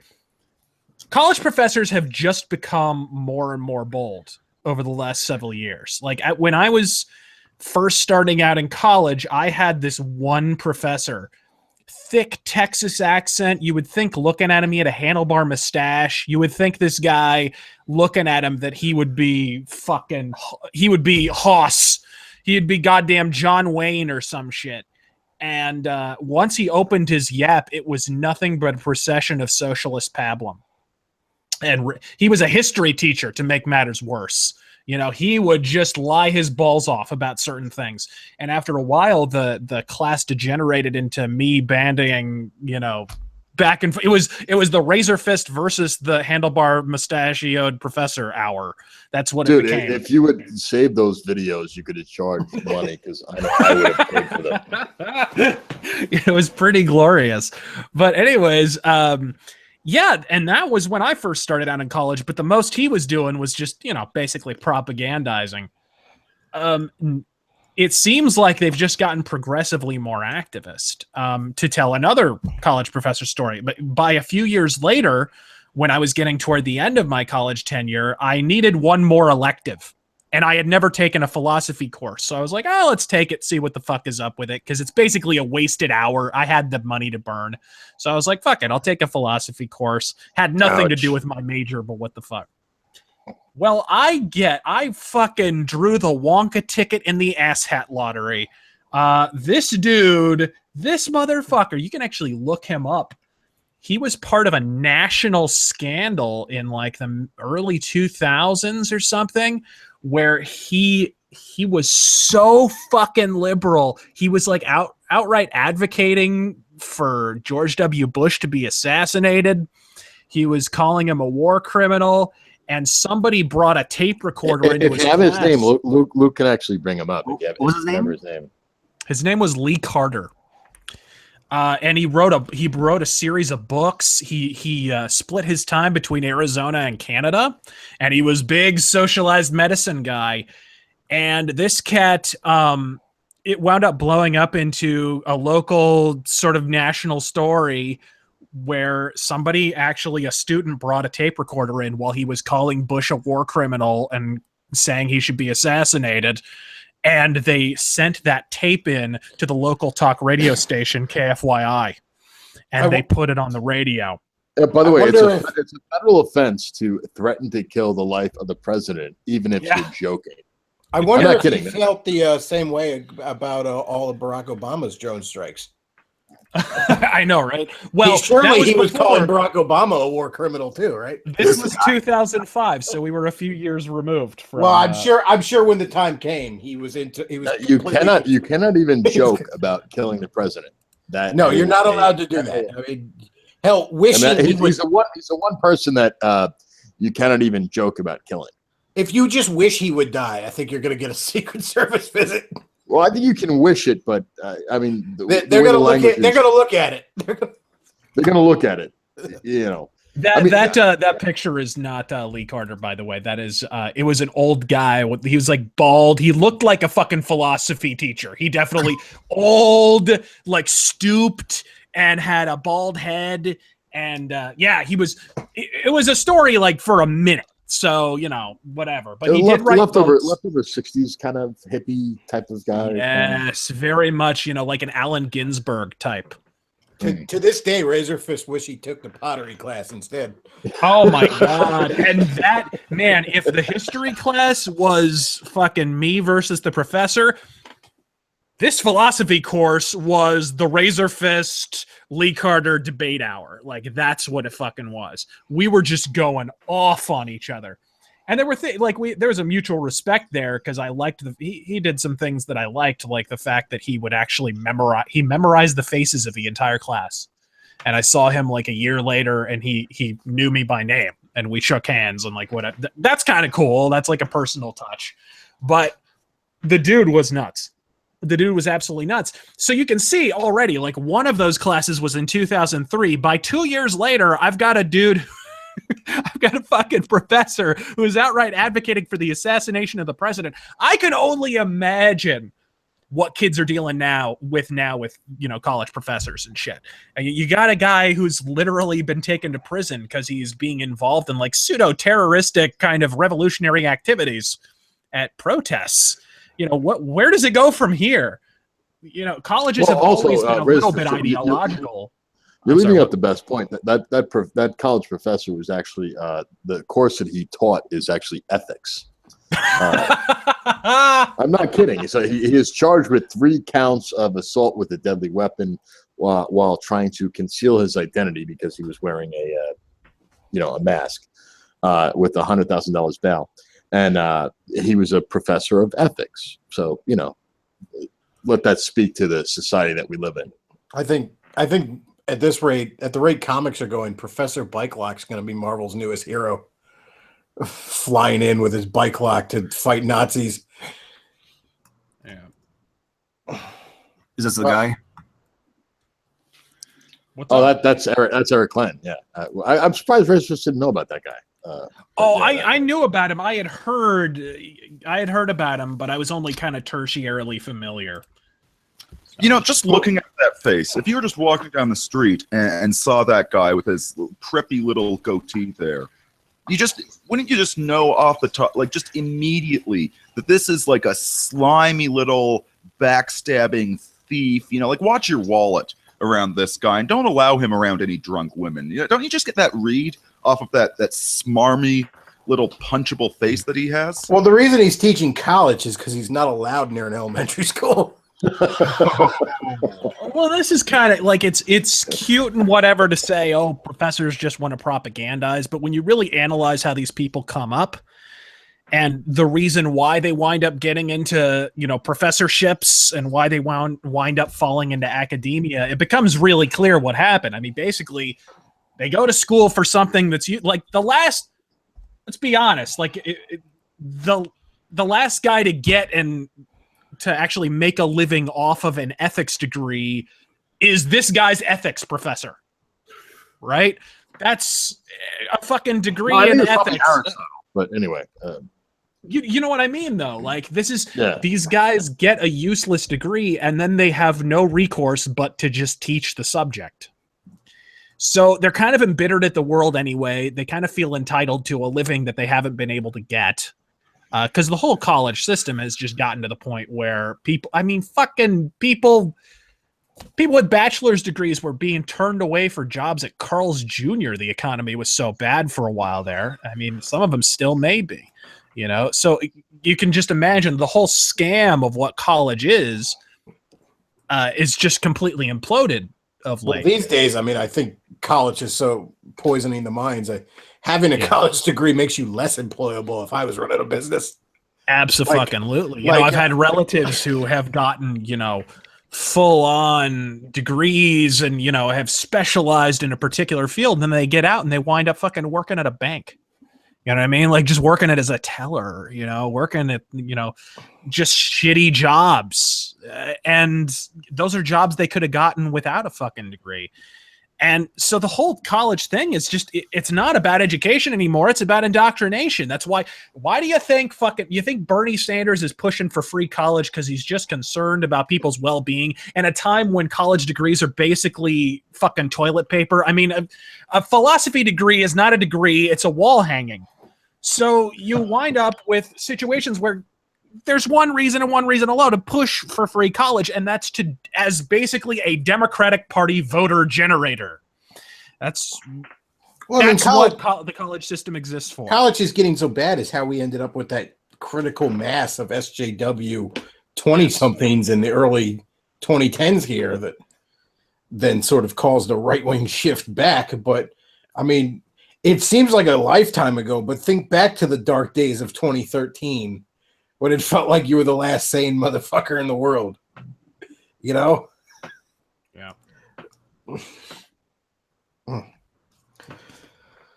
And I really think it's incredibly foolish on the left's part to be trying to normalize political violence because, I mean, frankly, you know, right-wingers showing restraint is the only reason you guys are suffered to live. I mean, you know, we not to brag, but right-wingers tend to have more guns.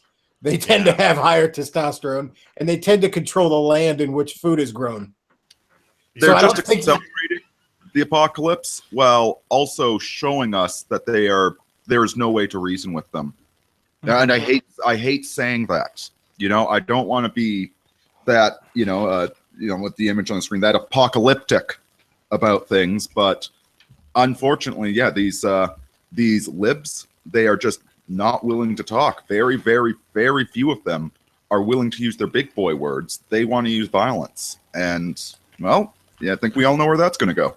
Yeah. Well, as I said last night, I believe that leftists, and I'm curious how Razorfist thinks about this, is I believe that leftists can only speak one language. It's called bumper sticker. Well, a lot of that has to do with the fact that thanks to having the media largely trumpeting their beliefs, and we're not just talking news media here, we're talking entertainment media. You know, you have to remember these people, if you have been on the left for the last 15, 20 years, you have had the news, you have had comedians that you like, you have had video games, you have had every show on Comedy Central but South Park trumpeting your fucking values and validating them on a daily basis, ratifying your every aberrant political belief. So yeah, it has to be. So they've lost the ability to debate because they haven't had to. They have just assumed victory by default. And what the successive Trump and a number of his subordinates has clearly demonstrated is that no, not so much, asshole. All we had to do was show up to the debate. Yeah, you almost have to feel sorry for him because when things like Gamergate happened and then Trump happened and all, I mean, that really had to have come out of nowhere in their mind. You know, that just materialized in front of their face all of a sudden. No, which is why you see so many the common prevailing sentiment of people on the left on Twitter is, how is this happening? What is going on? Even if to return to our original subject, even if you look at Spoonie's feed when he's talking about Trump, the prevailing sentiment is, what is this? How is any of this happening? Who is this person? Where did they come from? Why is it what? Huh? You know, where are all these supporters? Don't understand how we got here and that they contributed to it. Yeah, where are all these supporters? Well, Spoonie, you might want to check your mile-long block list. I bet you a lot of them are in there. But no, there was an IGN writer, I think it was, who said something to the effect on Twitter of it after the election. It's like our block list is controlling the country now, and then somebody responded like, "Gee, and I wonder why you didn't see it coming." You know, that core of illogic to it, that they can't understand cause and effect. They can't parse through their different beliefs and notice that they're contradictory. Like, I'm sorry, you don't get to have a liberal democracy with gay pride parades if you're fighting over a whole bunch of fundamentalist Muslims. Like that should be fairly obvious. But I wonder if this is, like, they've just been so indoctrinated and dumbed down that, like, they're incapable of thought. You know, that you might as well be. It's not so much that. I think what happened is the The Democratic Party has been doing one thing and one thing alone for the last 30, 40, 50 fucking years. And that is they don't so much want equality as they want to corral people into convenient little minority and special interest groups. And then, everybody's kind of segregated in their own little communities. They all have their special little rights. And then, oh, hey, by the way, you all have to vote for Democrats. Okay, cool. And they get lots of votes that way. and they remain relevant, and they've won a few elections that way. They're not doing so well on the state level, and they're not doing so well on the national level either right now. So clearly it's backfiring. And a huge reason why that is they're expecting the fundamentalist Muslims, and even moderate Muslims, honestly, to follow the same script as black people, as Asians, as Hispanics, who are they're all perfectly content to be corralled into these little convenient minority groups, and they just funnel votes at the Democratic Party. They're like, hey, Muslims, what's the deal? Why aren't you getting with the program? So they have to reflexively defend them because they're expecting at any moment, fucking people from Tunisia and fucking Syria, they're going to get with the program. They're going to, no, not so much, motherfucker. They're going to blow you up. That's what's going to happen. Well, can I ask, Reservist, can I ask you a question? Sure. Yeah. If you were to war game this out, like 5 years from now, how do you see this unfolding? The United States, Western Europe, what do you see going on? 5 years. I mean, I know, it's totally subjective. That is such a multifarious question. I would instead point you to a book that has turned out to be goddamn prophetic. I remember, anybody remember in 2000 when Pat Buchanan ran for president? Yeah. With the Reform Party. You remember? Well, they said that he threw the Florida vote. Anyway, keep going. You remember what his main platform promise was, and what people said about it? His main platform promise was, wait for it, build the wall. That was his platform promise, and people called him a Nazi. People were like, who is this fascist running for president? And the funny part is he only ran because Trump dropped out. Trump was going to be the reform candidate. Which is hilarious. Pat Buchanan ran in 2000. Again, it's all about timing. And Trump knows timing. But Pat Buchanan ran in 2000. But after that, he was kind of beshitted. He was on the McLaughlin group for years. But after that, he was pretty much a political non-entity. Pat Buchanan has been for many years. Well, he kind of went up and down. Remember, he was on MSNBC for a while. Then they fired him because I forget what he said, that they said it's not in alignment with our values or some sort of nonsense. But he was still publishing New York Times bestsellers. And he's a great writer. That's what I would point to. He wrote a superb book in 2003, called The Death of the West. Death of the West. Oh, yes. I read that. Yeah, years ago. Yeah. And it was absolutely excellent because it's not really a political book. He doesn't go too much into politics. It's mostly just demographic data and talking about, okay, if these population trends continue, here's what's going to happen. And he fucking nailed it. Like, he has nailed everything that has happened in the last 17 fucking years. Every single thing. If this happens, less than 1 in 5 people in Germany will be an ethnic German. Well, folks, it's 2017. We are well on our goddamn way. He pretty much fucking called it. And a lot of it just has to do with mass migration and people in the West increasingly embracing contraception and childless marriages and childless relationships. Lack of marriages, skyrocketing rates of divorce. If you want to know where it's going to go, just fucking read that book. Seriously, because that's where it's going. He nailed it. He absolutely it was 15 years ago. It's actually a brilliant book. And even if you're on the left, even if you don't like Pat Buchanan, seriously, just read it because the demographic data has been so fucking on the money. It's retarded. What was the name of the book again? Death of the West. Yeah. Well, as Vox Day said, the future belongs to those that show up. Absolutely. And so Razorfist, so where do you fall along the and I'm sorry to keep putting you on the spot like this, but it's not often I get to actually speak with you. What do you feel the next 15 years would be like? Because that was the last 15. What do you think the next 15 years would be like? Do you think it'll be armed conflict? Do you think it'll be a balkanization? Do you think it'll just be like a slow? Well, you have to keep in mind the future is a choose your own adventure book. So I honestly think we're kind of at an impasse. I felt like this past election was an impasse, and I've alluded to this a little bit in previous rants. We had a choice this election. I think if Hillary had been elected, and I don't think it's hyperbole or reactionary at all, we had a choice between solving our current problems with ballots or bullets. And we chose ballots. If this doesn't work, I don't believe everyone's talking about World War III. Oh, Russia, North Korea, whatever. Guys, that is such a distant fucking danger. The immediate danger is civil war. Legitimate. I'm sorry. I've said that for years.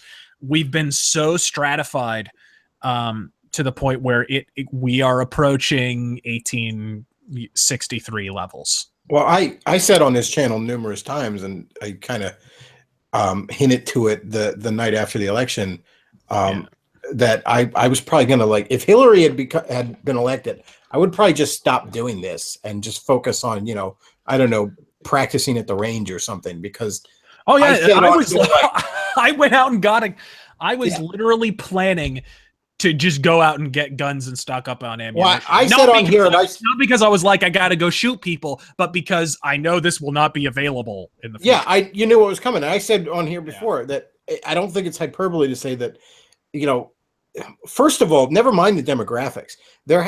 For a nation to exist, there has to be at least the illusion of the rule of law, if not really some manner of law. And I mean, for Hillary to be elected after what she did, never mind what we think she did, nobody would play by the rules anymore at that point. I mean, I don't believe I said this before. Trump was not supposed to happen. We all know this. I don't believe this nation would have survived 4 years of her rule as a coherent political entity. Yeah, and it's not just because she would have been bad. That we could have survived. The country would have limped on the surface. But what she would have done is Trump was not supposed to happen. He snaked through the back door. There were some holes in the current system. You could keep a genuine conservative out of office, but you could only do it if they didn't have any previously recognizable brand attached to their name, if they didn't already have a following, if they didn't find a way to seize on the populist sentiment in the country. Like, there were certain exceptions to the established political byplay, and Trump circumnavigated those. If Hillary had gotten in, those holes in the dike would have been plugged. No pun intended. Yeah, literally. They would no, she would have plugged every single one of those holes. And so, Trump is a rare enough phenomenon by himself. A guy who's independently successful like that isn't beholden to the traditional kind of dichotomy of politics and so forth. A guy who, in other words, has license to tell the political establishment to fuck themselves. He's rare enough by itself. You're not getting another Trump, which is why I'm concerned that we're focusing so much on defending Trump at present and not looking forward enough to, okay, even if everything goes right, guys, in 8 years, we're right back where we started. We need to be thinking about who comes next after Trump, because there's only one Trump. My way of looking at things, I think Trump gave the Republic 20 more years of life, but I don't think it's got more than that. We're too polarized. I think this country was just too big to hold together anyway. It's not gonna last, and it shouldn't. We are too different from each other to be able to live as one single political entity anymore. Don't hate, separate, and that's what we've got to do. Otherwise, the longer we don't do it, and the more we don't do it, the worse it's going to be. There was an article by Women's recently discussing the situation in Britain, specifically the immigration situation with the no-go zones in London. And what it boils down to there, and I think it is also the same thing here, is that there is no political solution to this. All they can really do is try and hold back the apocalypse, which is going to come eventually no matter what. But there's really nothing that can be done. And the same thing, like, it'd be wonderful if we could separate from the Democrats, but they're locusts. They won't leave us alone. They go and destroy California, and then they move over to Nevada and start passing the same stupid laws there. Yeah. And they won't leave us alone. Their cast-offs are eternally running somewhere else to go create another California, which is the problem. Yeah, they were talking about California seceding from the Union after Trump was elected. I was like, please. Hey, you turned into C-3PO again. I'm sorry. There's a lot of people it would be saying, wonderful if they did. but they're not going to. And you know, like they don't have their own damn children, but then they go and indoctrinate our children. Yeah. They will not leave us alone. And you know, it's like do you think the Mexicans really want to separate while they're getting all that free money? No. Do, but let's just listen. Mexico has an illegal immigration problem too, and they really don't like them there because the illegal immigrants in any country are going to be the R-types, are going to be the parasites, are going to be the ones that just hoover up resources and don't contribute in return. So it's not Mexicans that are bad people, it's the sort of Mexicans that are coming to the United States illegally. Well, yeah, I mean, Mexico has plenty of doctors and lawyers and airline pilots, but they're not the people who are crawling across the Rio Grande at 3 a.m. You know, we're not getting the best and most successful people. We're getting the bad hombres and the welfare cases. Yeah, I did a whole video on this, but it's they're basically taking what we're getting is what, if the border was closed, would be the revolutionary class that would have overturned the corrupt establishment in Mexico, which is what needs to happen. And we've kicked that can down the road so long that it's going to be, oh my God, bloody. And if you think the fucking cartel violence right now, fuck, I was just about to make a fucking response to the drunken peasants who took the piss out of a video I did recently, but they made a video responding to my video about the wall. And they were talking about how I have called for years. I've said these illegal immigrants from Mexico they're not illegal immigrants. They're refugees.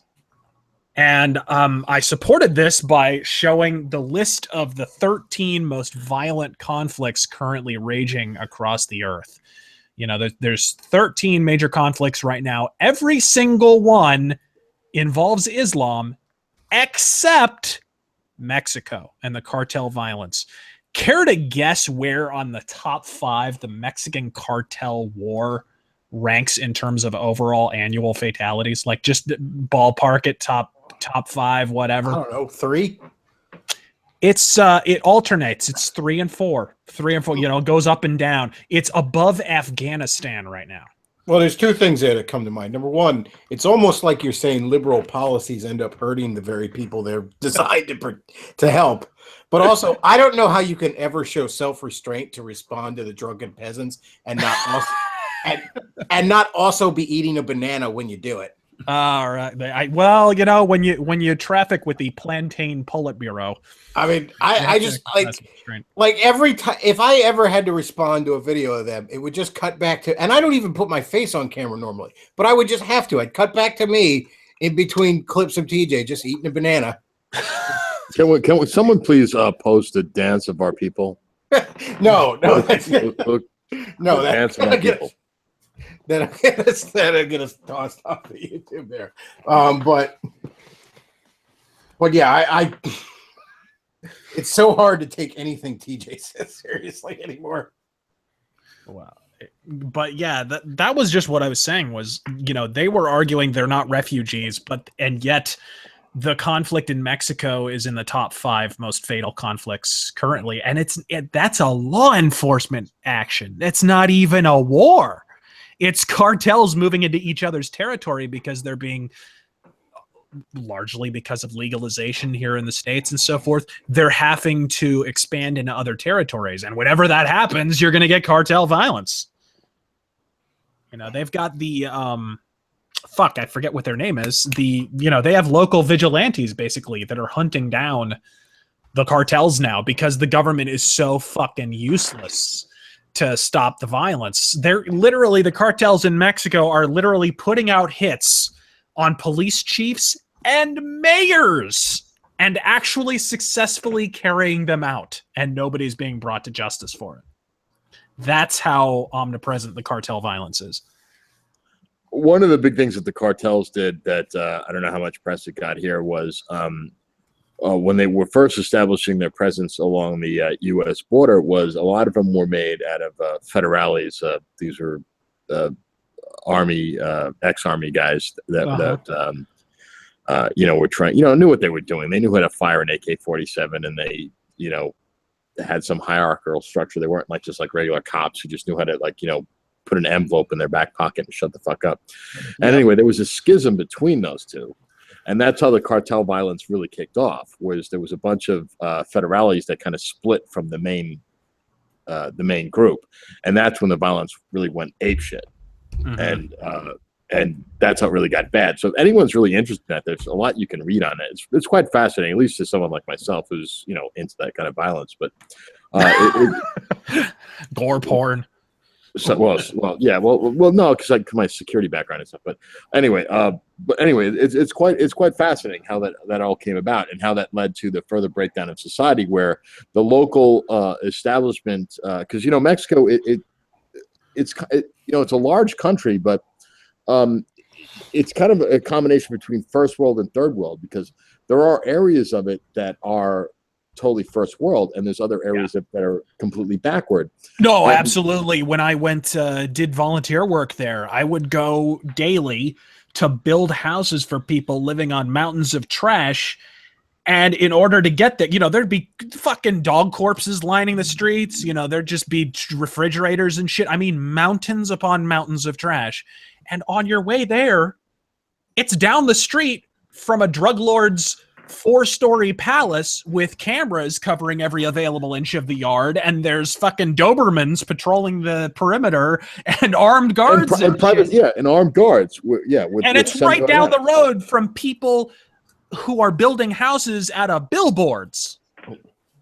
That's Mexico. It's hard for Americans to imagine that there was such dichotomy going on in such close proximity, but that is Mexico. And then there was the resort areas that are almost completely closed off. I mean, it's like a gated community that's almost its own country.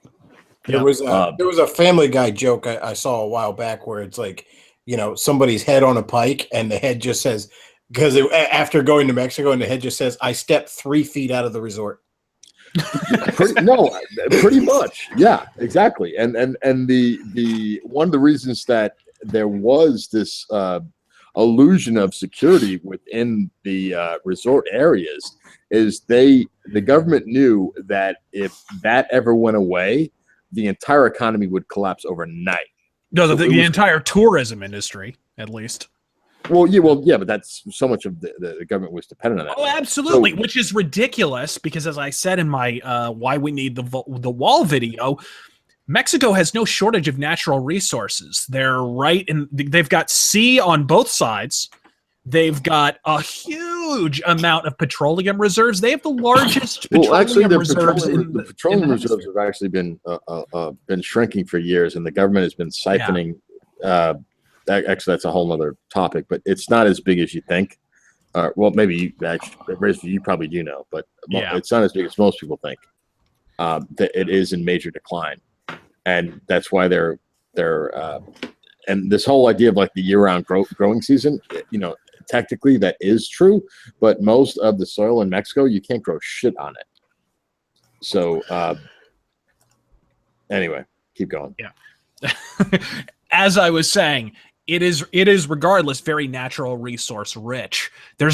On paper, there's no valid reason for the country to be that poor if there weren't fucking assholes running the country. And which is the problem. You have a system that is ingrained in corruption, and our being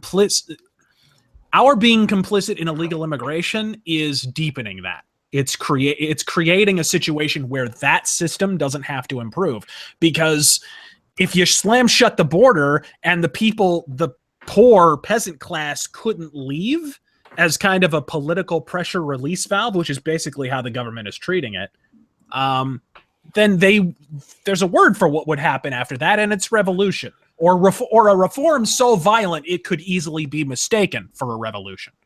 Yeah, basically we've allowed them to export their poor to this country.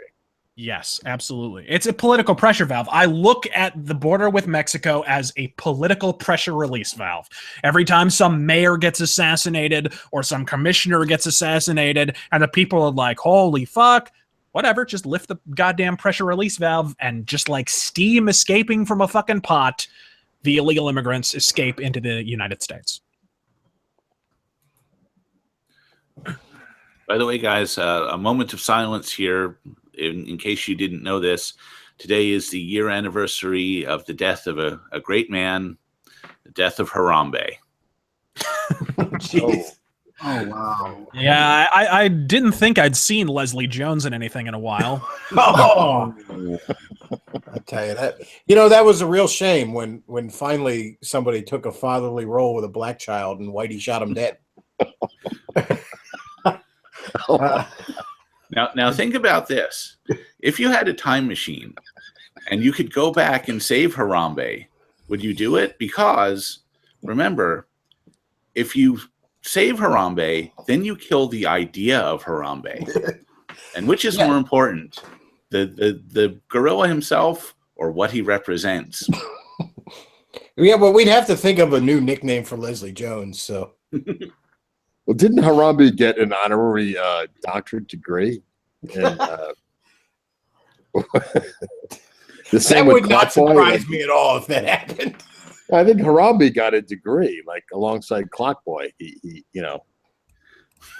Well, Harambe's How else is a silverback going to get a proton pack? I mean, you got to have some kind of competency. Harambe's far more deserving than Clockboy, in all fairness. But well, I think this stream's rambling on, so I'm going to probably wrap up shop here. Thanks everybody for being on. Razor Fist, especially. I know this is a considerably smaller channel, so I always appreciate you slumming it over here. I got to slum it somewhere. Yep. And so that's all we got for tonight, folks. Do check out the sponsor, Button Naked. Get you some cool window decals and buttons, all that good stuff. And if you appreciate the show, tips of any size, greatly appreciate it. So yeah, that's all we got for tonight. And thanks for listening. Bechtloff out.